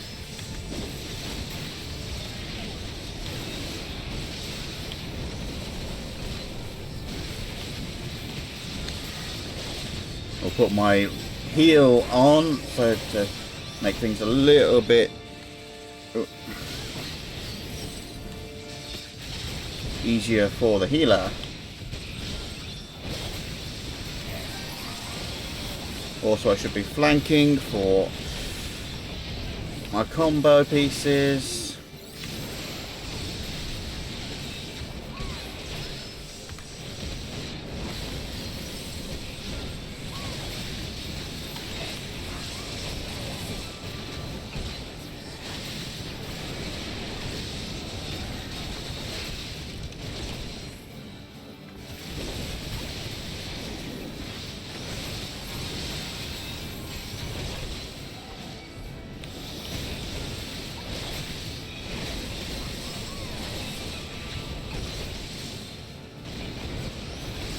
Yeah, wrong button again.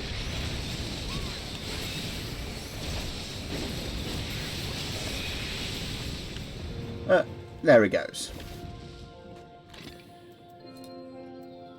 We've got loot wise.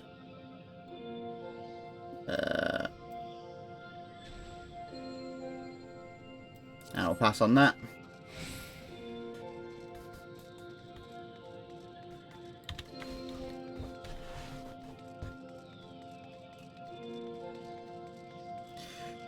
Yeah, there's whatever's coming in. Am I going the right way? Yes, I am. I think. No, I'm not. Oops.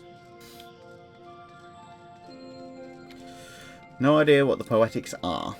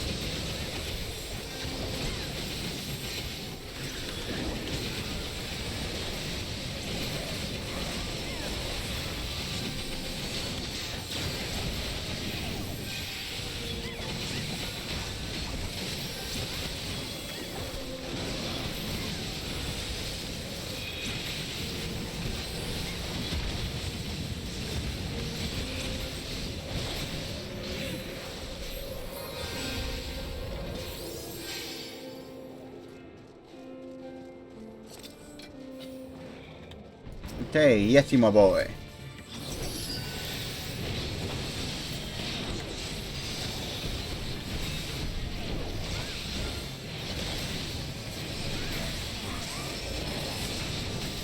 Need to zoom out a little bit for this.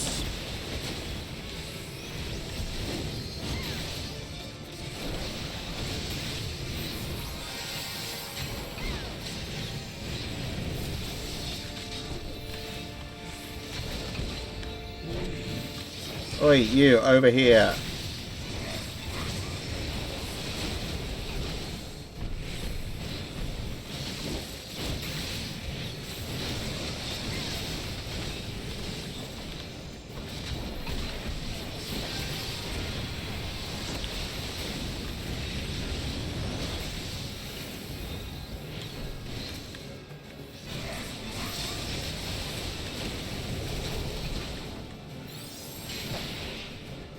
Jesus Christ, that. Yeah, I can't do that.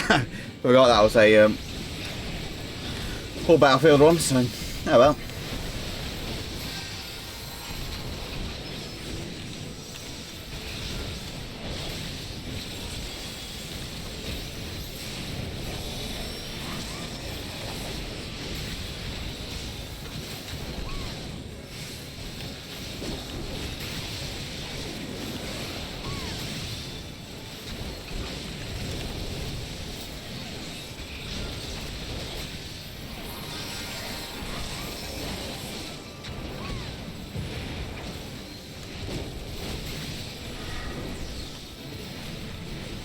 Get your ass back over here, thank you.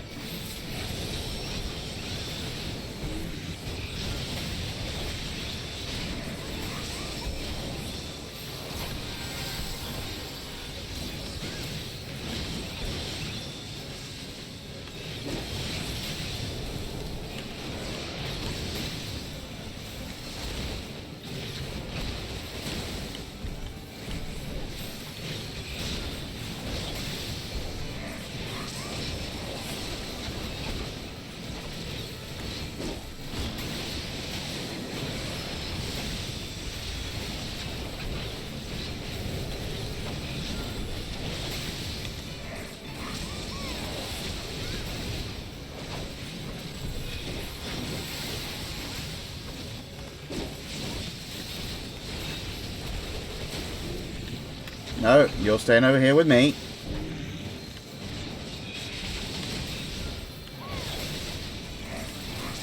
Looks like I'm off tanking today.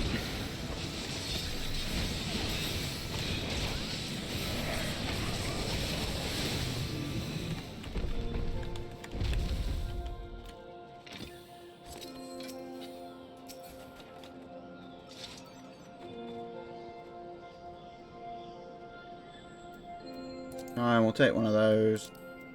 Pass on that. There we go.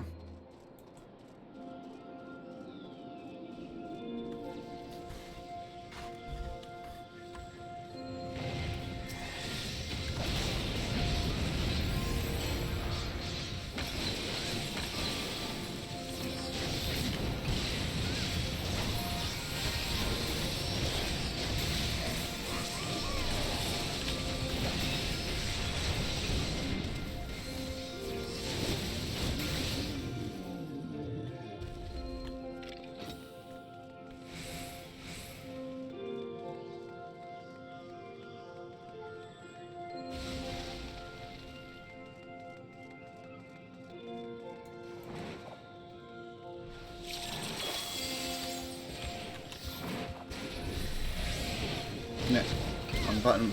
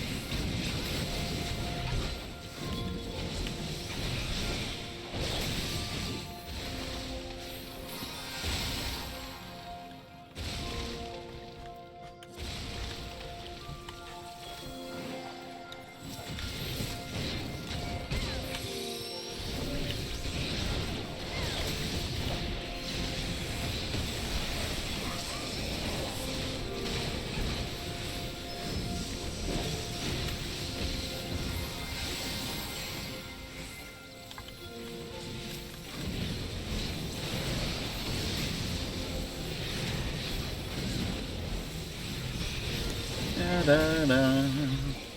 This is quite a chill dungeon thus far, actually.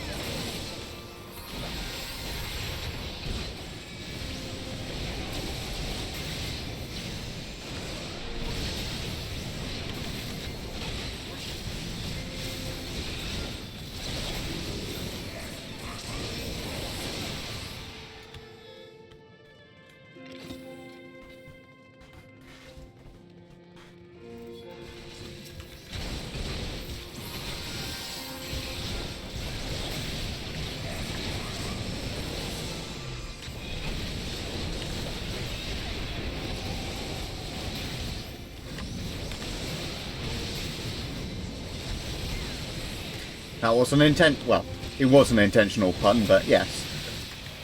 It's also true.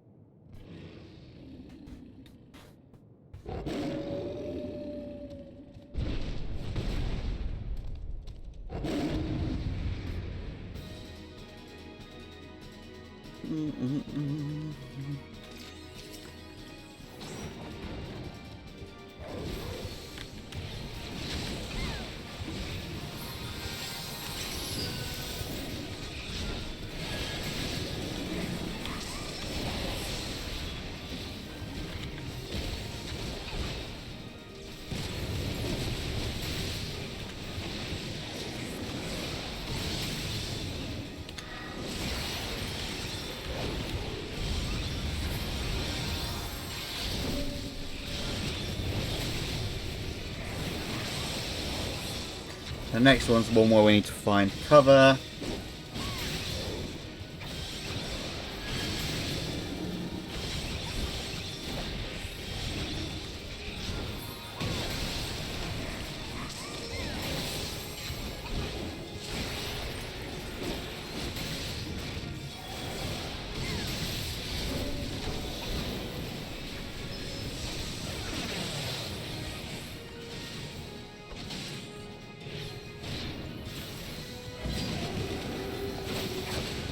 Okay, I'll just throw my lance at him.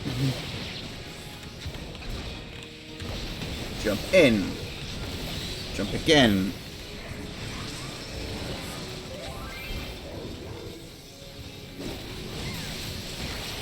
Charge up, hit for crit.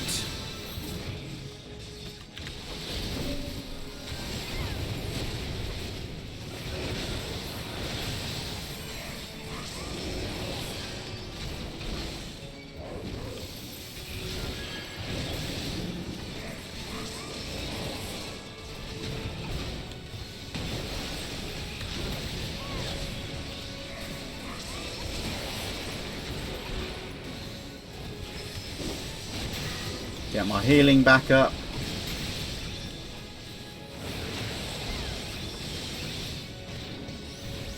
Go behind here, chuck my lance at him a few times.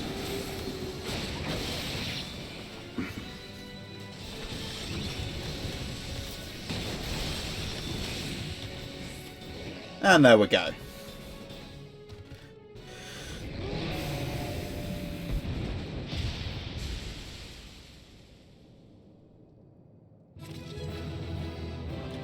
Oh wow, a whole lot of elegant tombstones.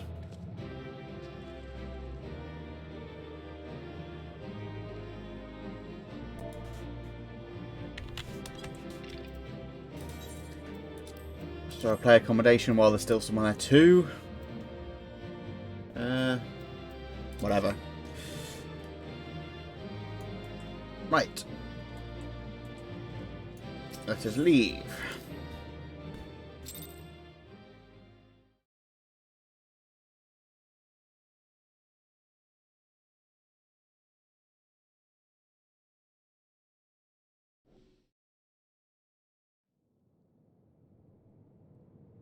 The tales do not do you justice, warrior of light.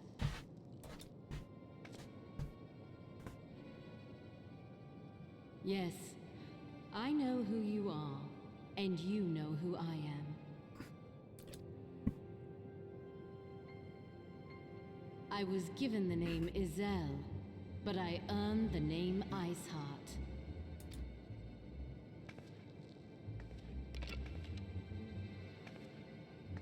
This endless cycle of hatred, of bloodshed, of sorrow. You would see it continue, O noble warrior of light. Well, you're the one that started it, so... I would not. I will not. I will bring an end to this war between dragon and man, no matter the cost. You are definitely talking to the wrong person about that. In time, you will come to understand that what we do for the greater good. Of all the people you could be talking to, you're trying to tell a dragoon not to go after dragons. Yeah.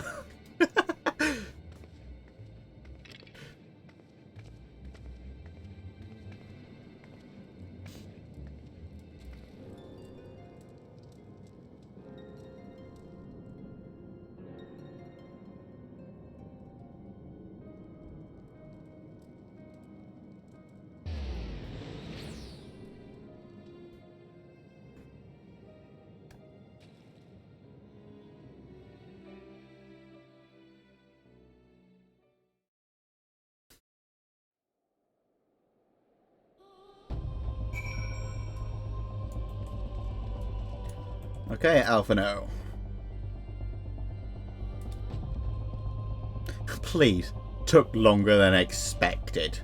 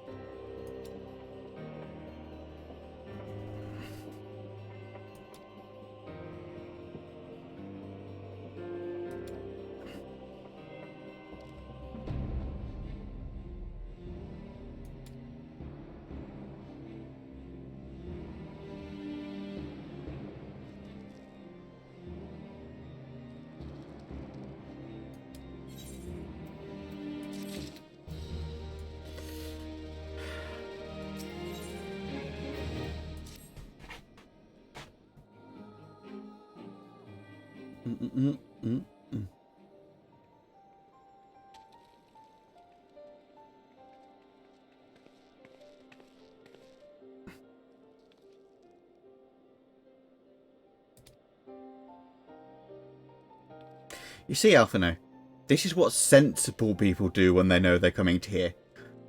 I know I'm not giving a very good example of that, but shh.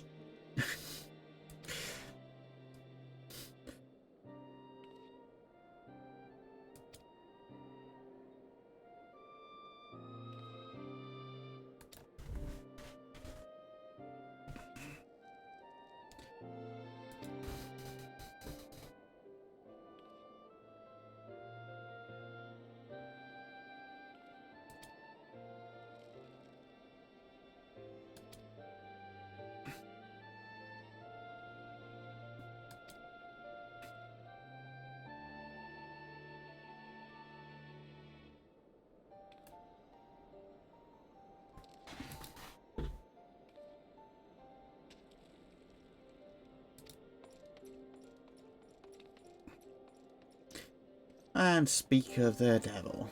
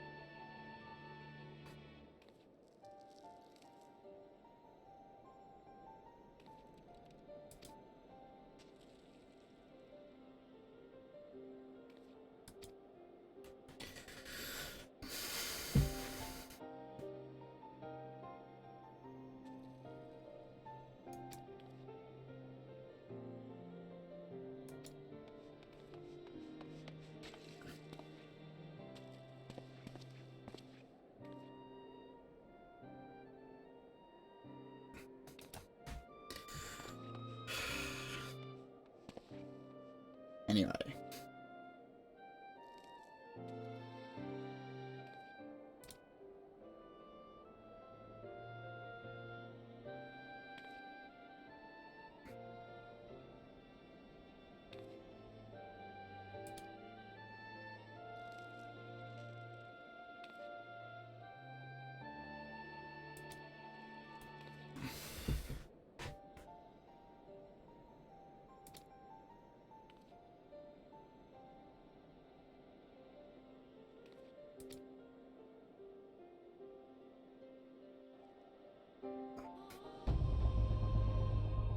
Yeah, okay. Of course.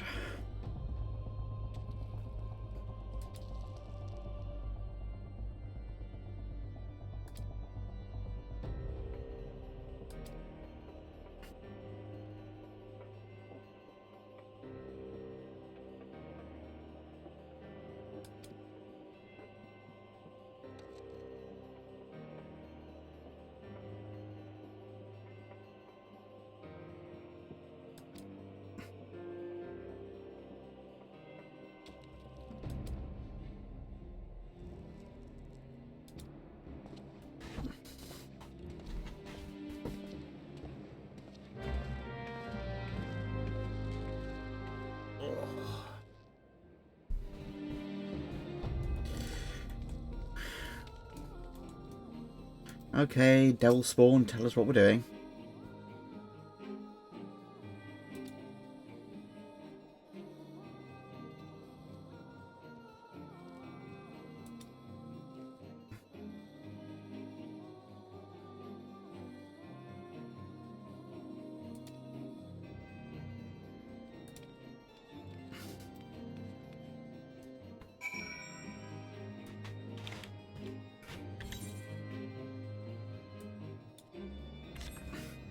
Yeah, we're not taking the slow way.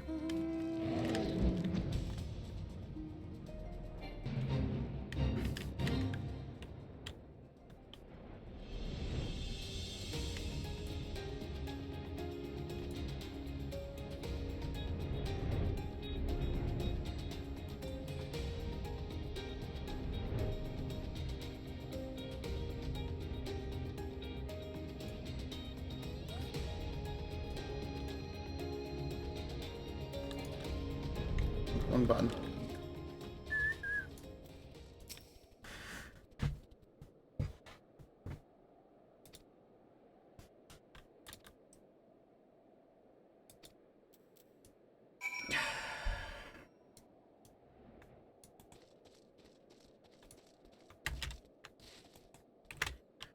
Yeah.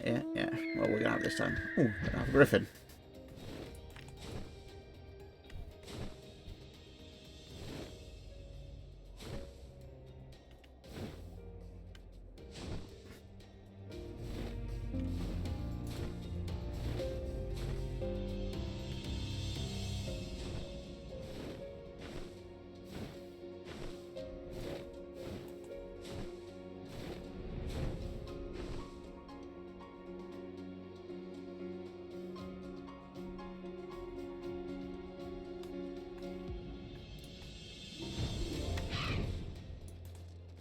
I mean, yeah. Walking's for footmen.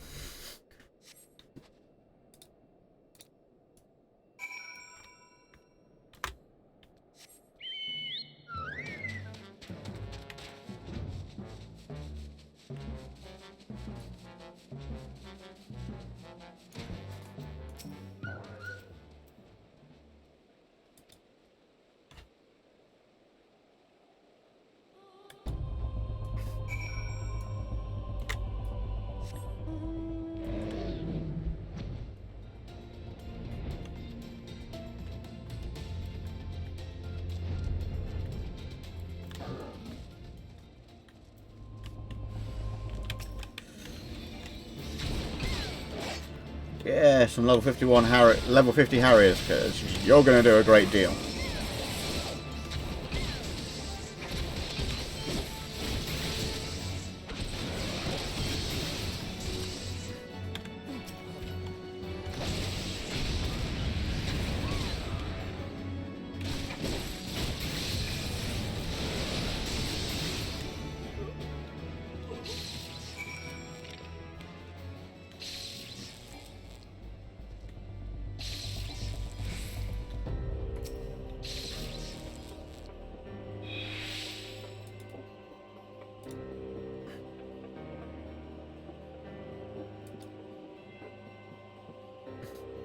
Okay.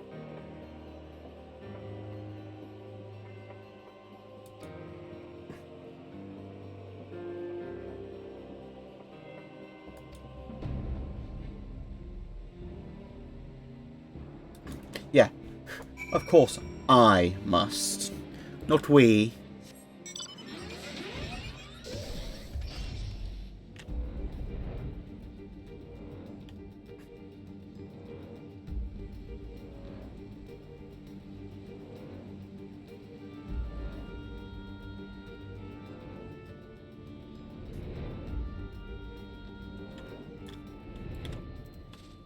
Hello, lads. Just make it easy and...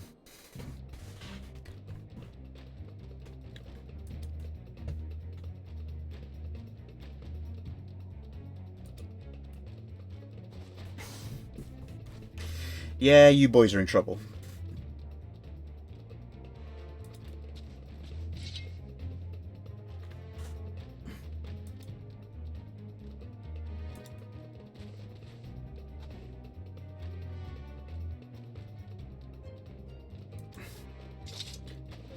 Ah, Lady Yugiri.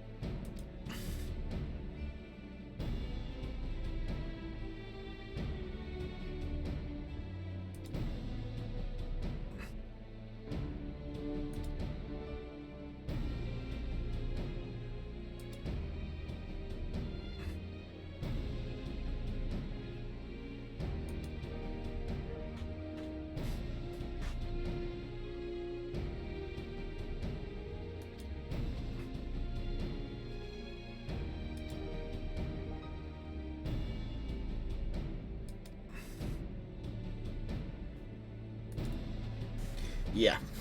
She'll always be watching, but let's face it. I'm the one with the biggest stick.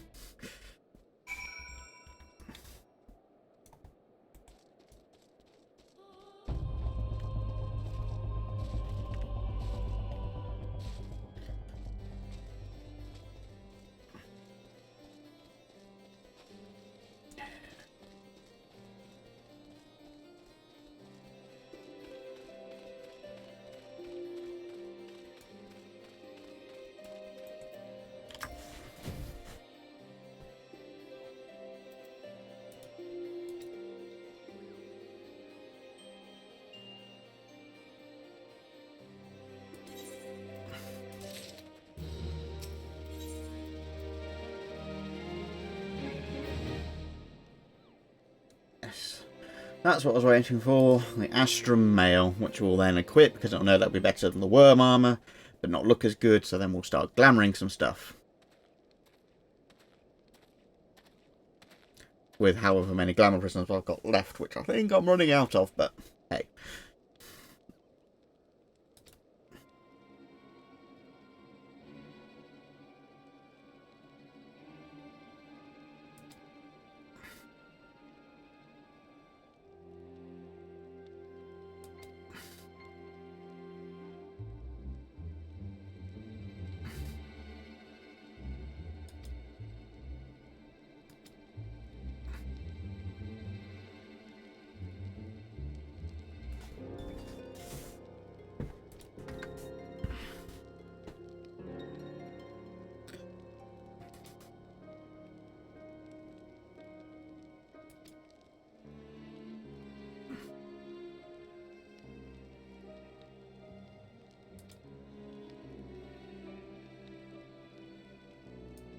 Fair enough.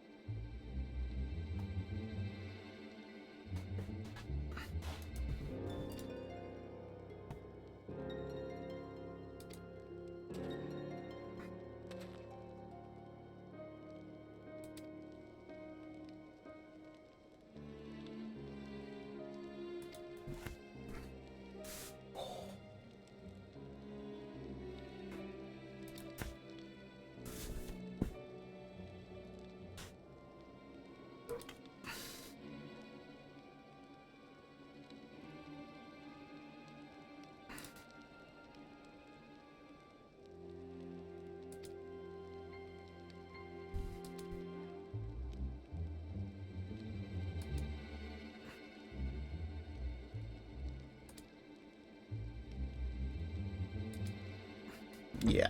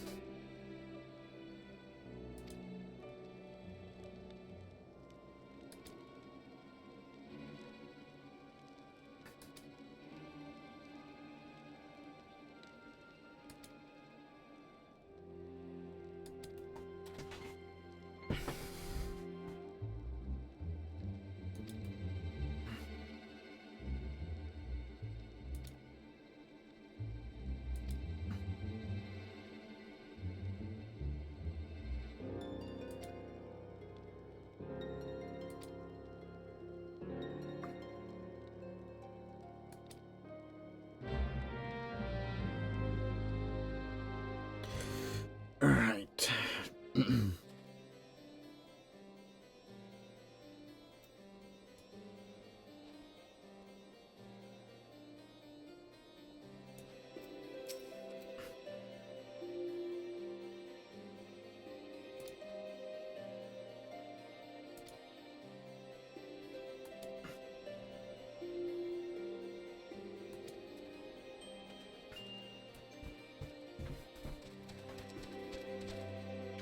Okay.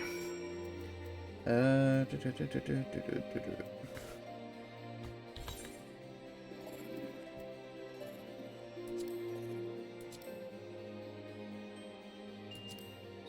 we don't have offhand stuff.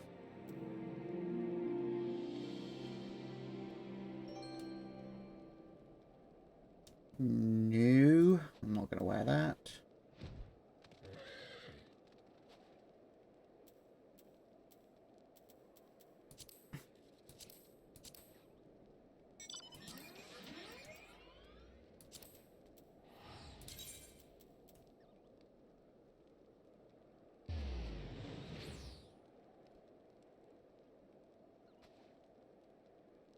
Okay, I've got antique gauntlets.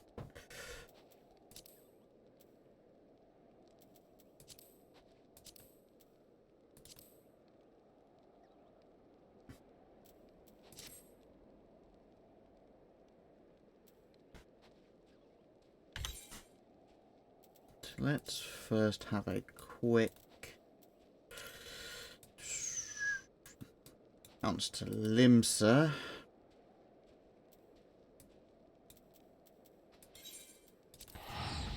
I'm going to do what I was going to do before the duty finder.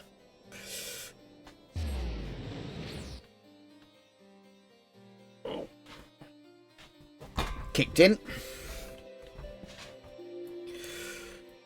And again, you'd have to talk me through poetics because I have no idea what they are.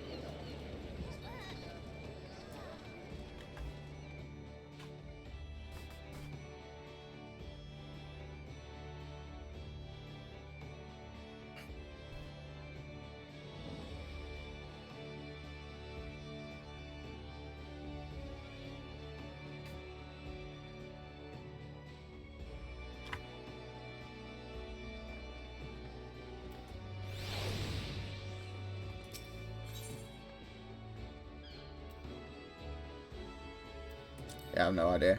We're heading this way.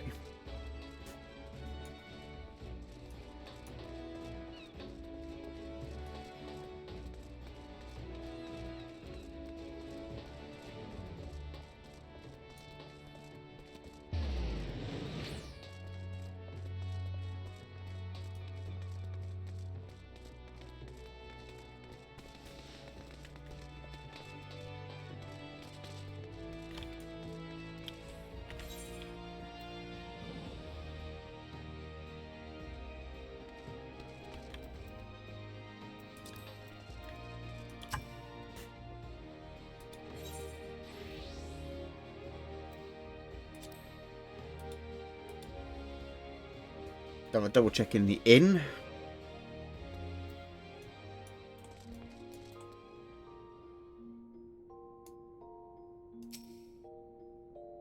Not unlocked the mini games yet.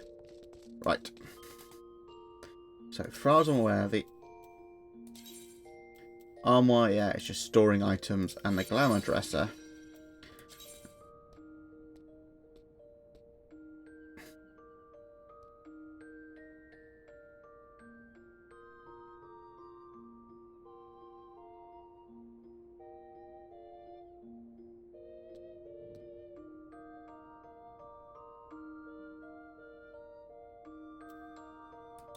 Okay. Interesting.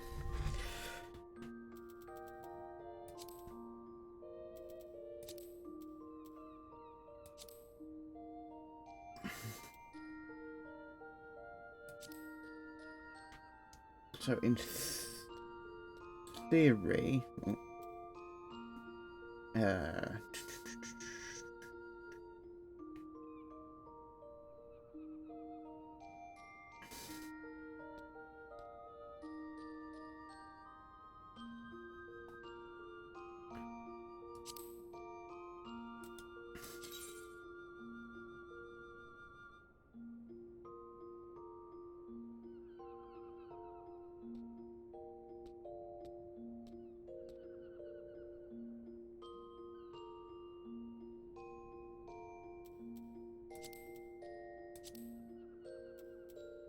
Okay.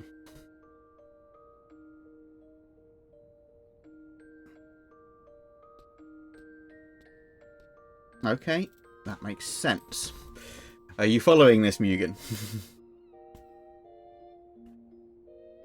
Which means...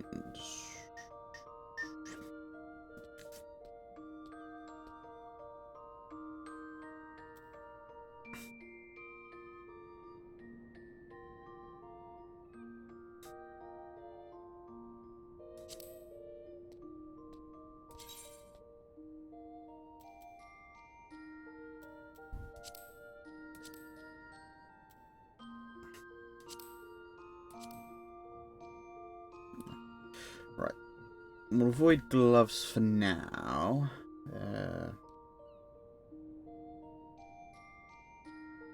Helmets are not important because I don't show them.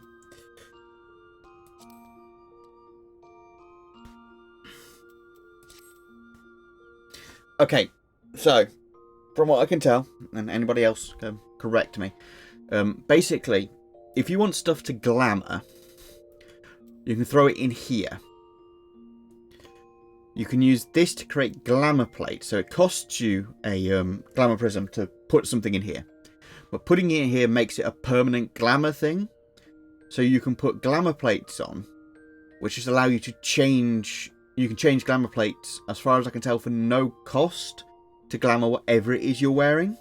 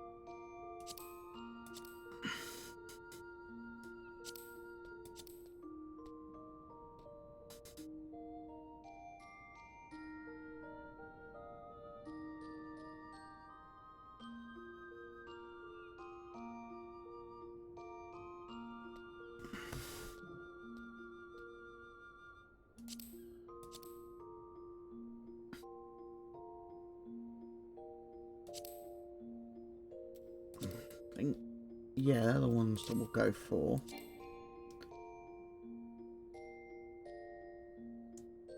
What's that? Okay, that's annoying, but oh well.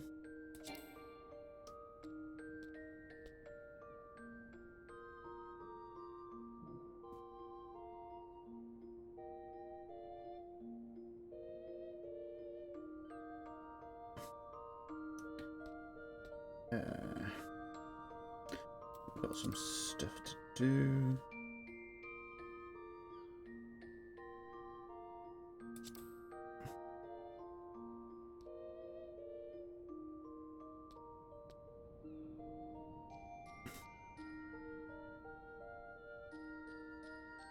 We'll go with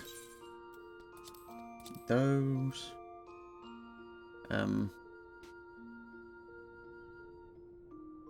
Yeah, so you can, it's not just, yeah, it's only the stuff that you want as glamour. You can glamour anything as long as it's 100%, so I'm probably going to go, to be fair, for now, we will just,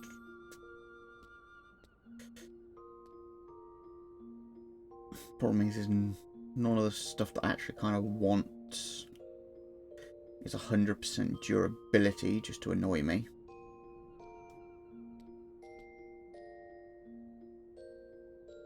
I can't, because they're slightly worn, so it won't let me. So we'll just go with the stripe boots for now, they're close enough. So in theory now, if I go into edit glamour plates, glamour plate number 1.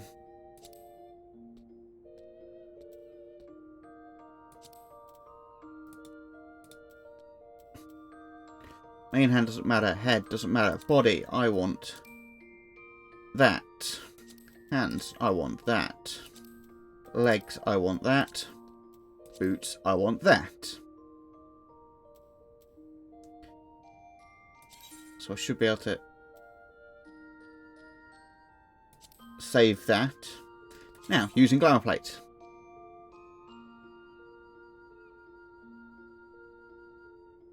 Yeah, as I thought. So ostensibly, if you want something like, for example, my strife gear here, because I want this to always be what I'm wearing for the most part, it costs me a glamour prism to put it in the armoire, right? But once it's in the armoire, it's there. It's no longer in my inventory.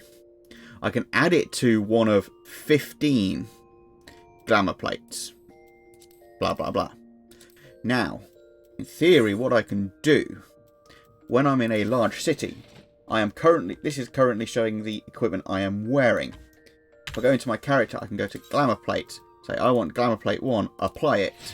It applies everything that I've selected to that plate for free on top of whatever I'm wearing and not attaching it to the stuff that I'm wearing. Does that make sense?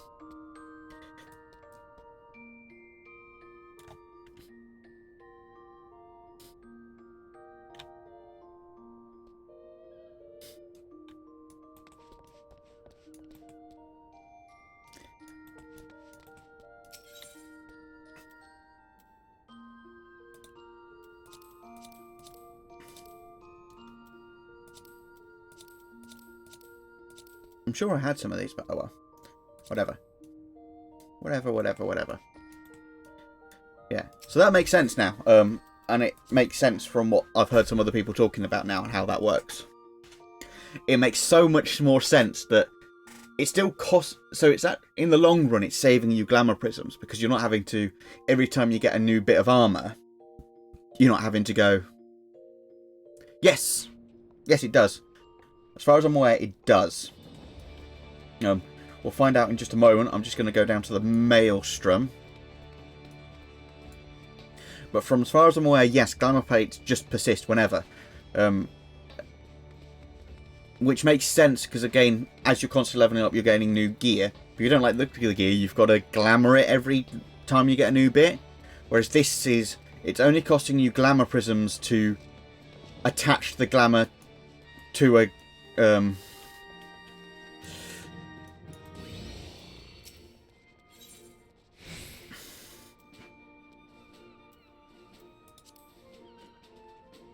Yeah, what else we got?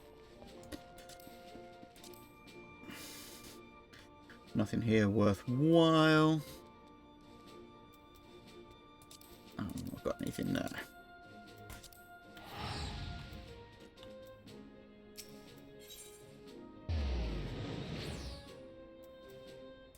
No.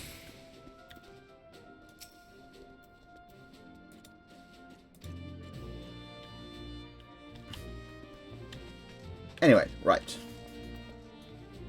Whatever.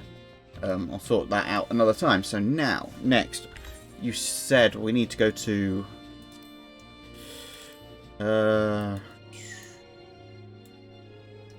is it Uldar or Mordona? Yeah, I know. It's because I've done nothing with them. You said... Let's have a look. Poetics... Mordona. Let's bounce to Mordona and have a look.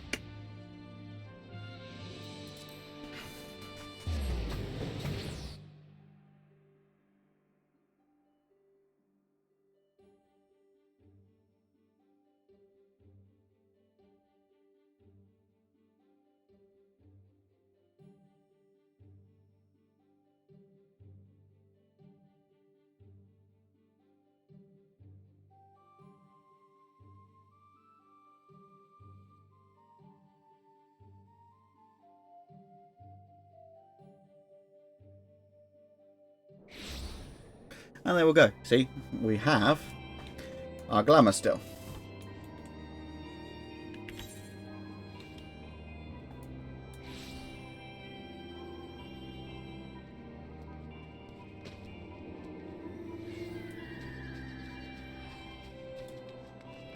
Yes, so what are we doing with poetics?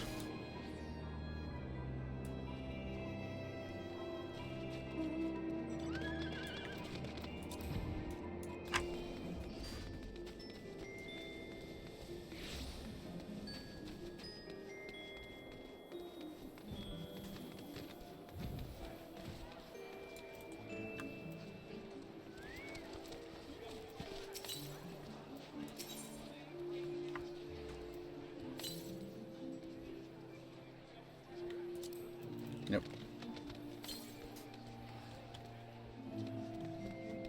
Ah, fair enough.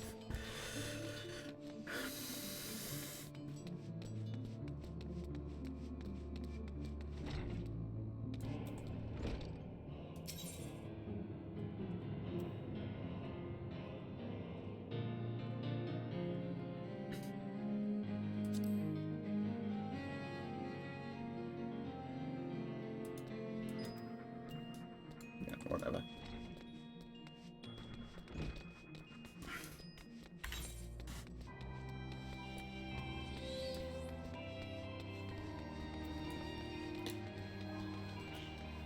I have no idea. You know, whatever. We will have a look at that while we're offline. For now, we need to go to Ogrilania.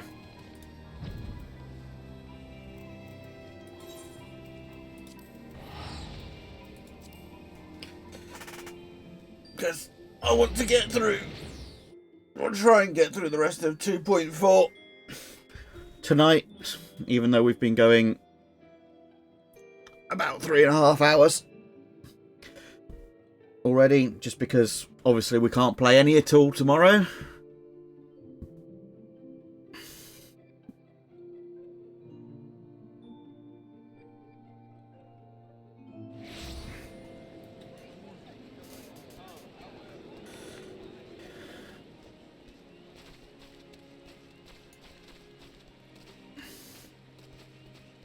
I think tomorrow. I think it starts at 9 o'clock tomorrow morning.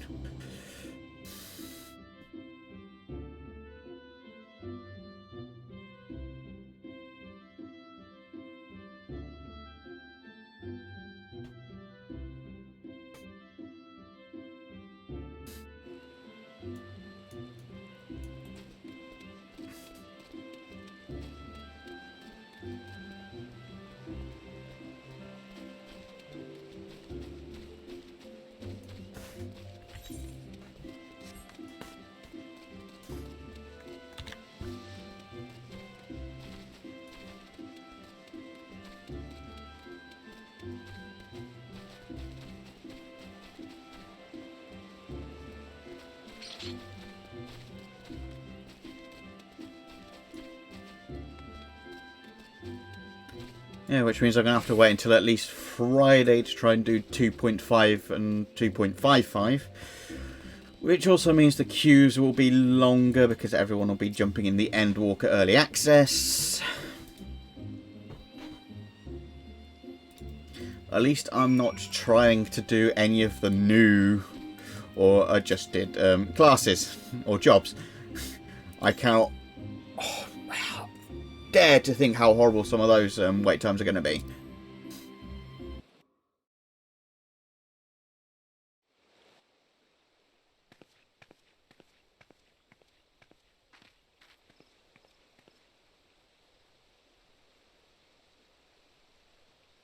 Change has come to the Garlean Empire, and we must discuss the implications.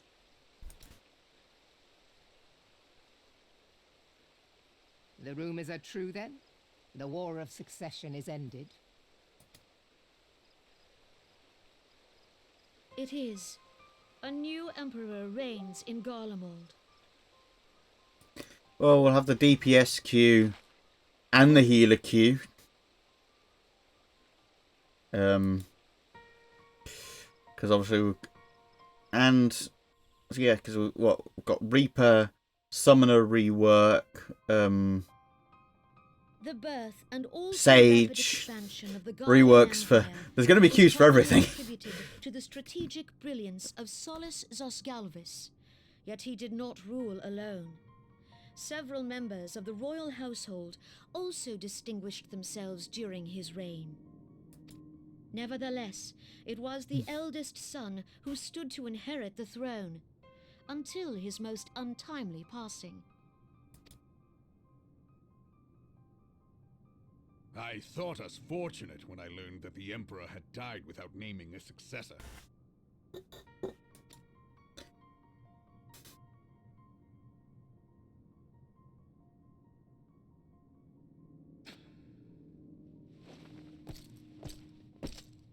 Would that the Garlean Empire had died with him.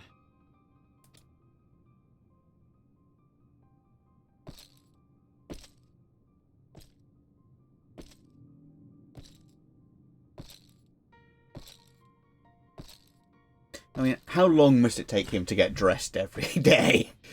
'Twas the grandson and his uncle who had the strongest claims, was it not?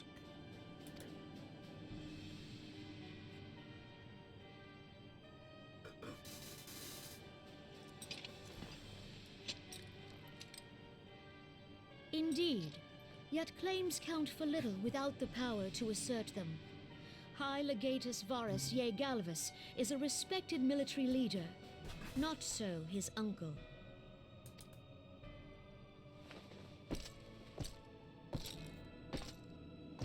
So young Varus has torn the crown from his uncle's grasp and taken his place at the head of the Empire.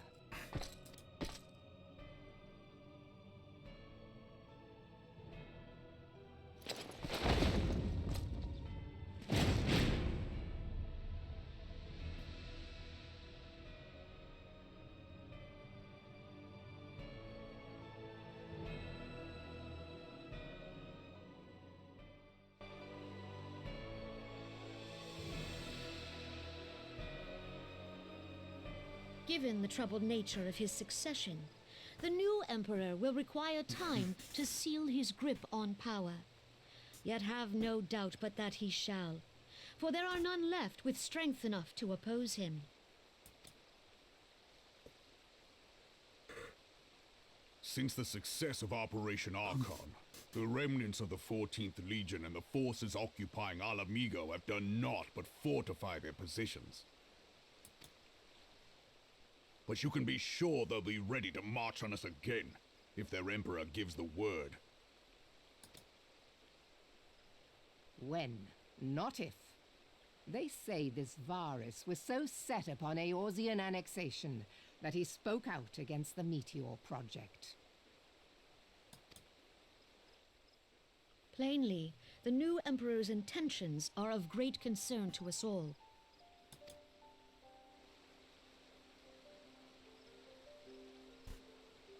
I propose that we set aside the Cartano dispute for the present, and discuss what measures the Alliance might take to prepare for a resumption of hostilities with Garlemald. Moreover, I move that we re-examine the question of how our former allies in Ishgard might be persuaded to retake their place at our side. Could Eorzea but stand as one, 'twould deal a grave blow to our enemies' ambitions. Yeah, like that's gonna happen.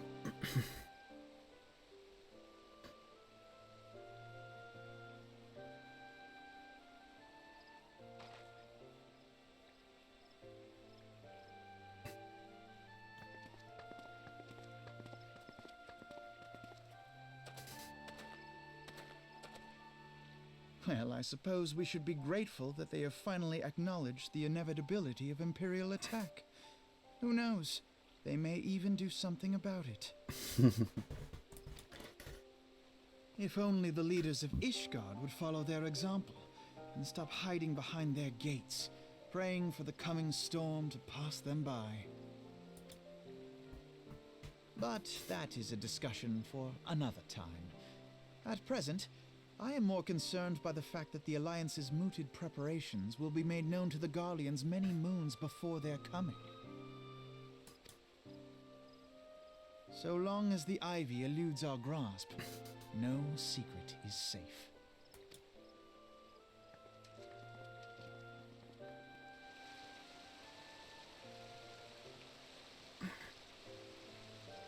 Yeah.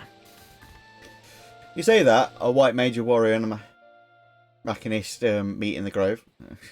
Sounds like a joke, but they're asking for the Dragoon to sort it for them.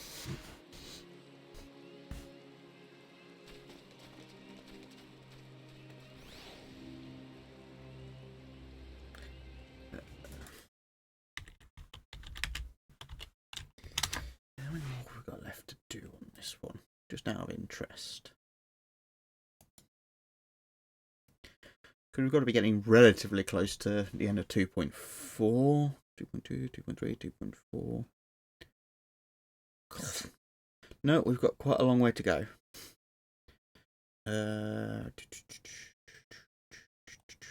Either way, we'll keep going for a bit. Somehow I now have a feeling that we're not going to get it finished tonight. It is already quite late and we have been going for quite a while.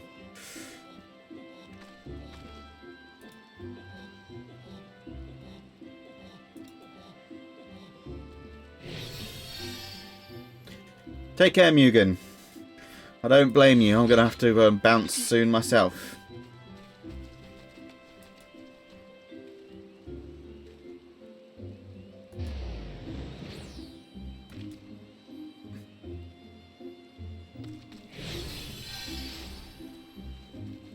Yeah, this expansion is definitely longer than the others have been thus far, so...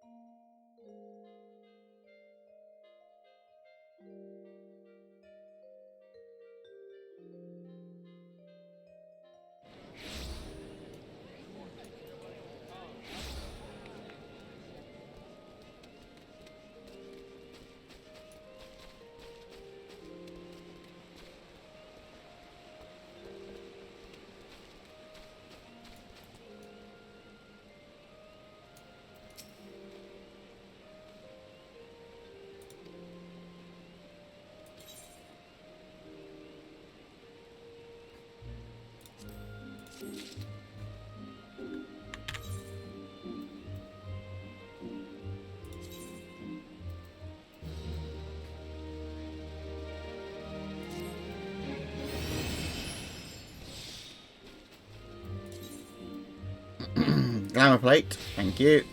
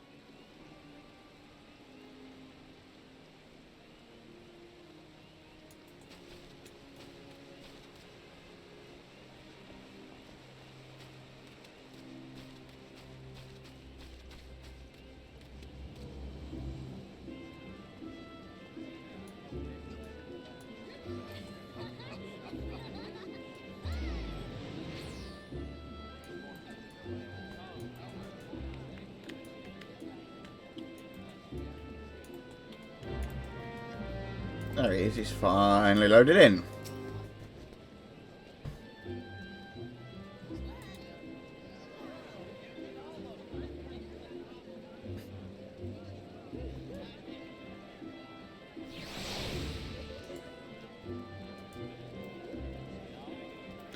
Yeah, come on, 14. Stop being so slow. Thank you.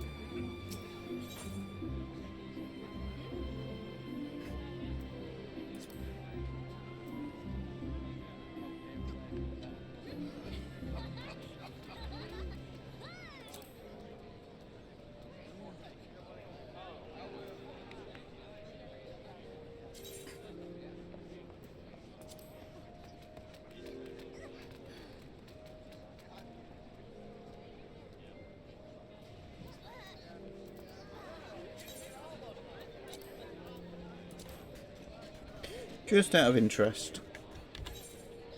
Because I can.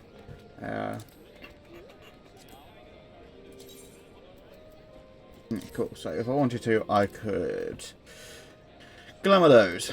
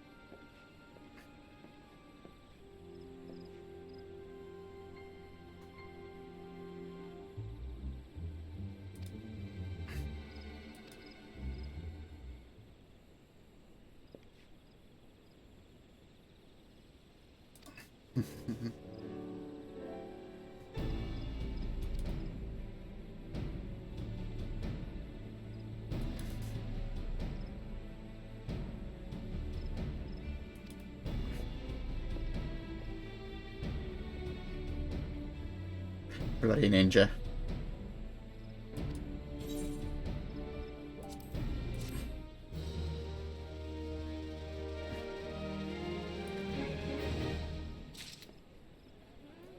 Right.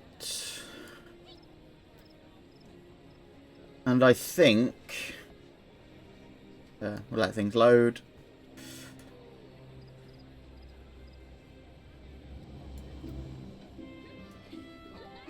It's getting slow. Yeah, okay, cool.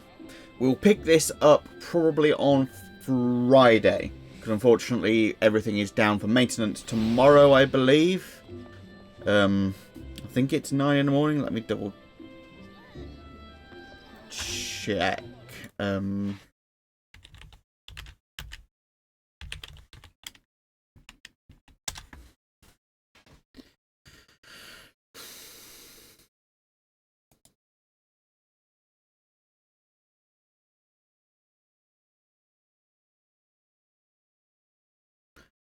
think it's from 9 o'clock tomorrow morning.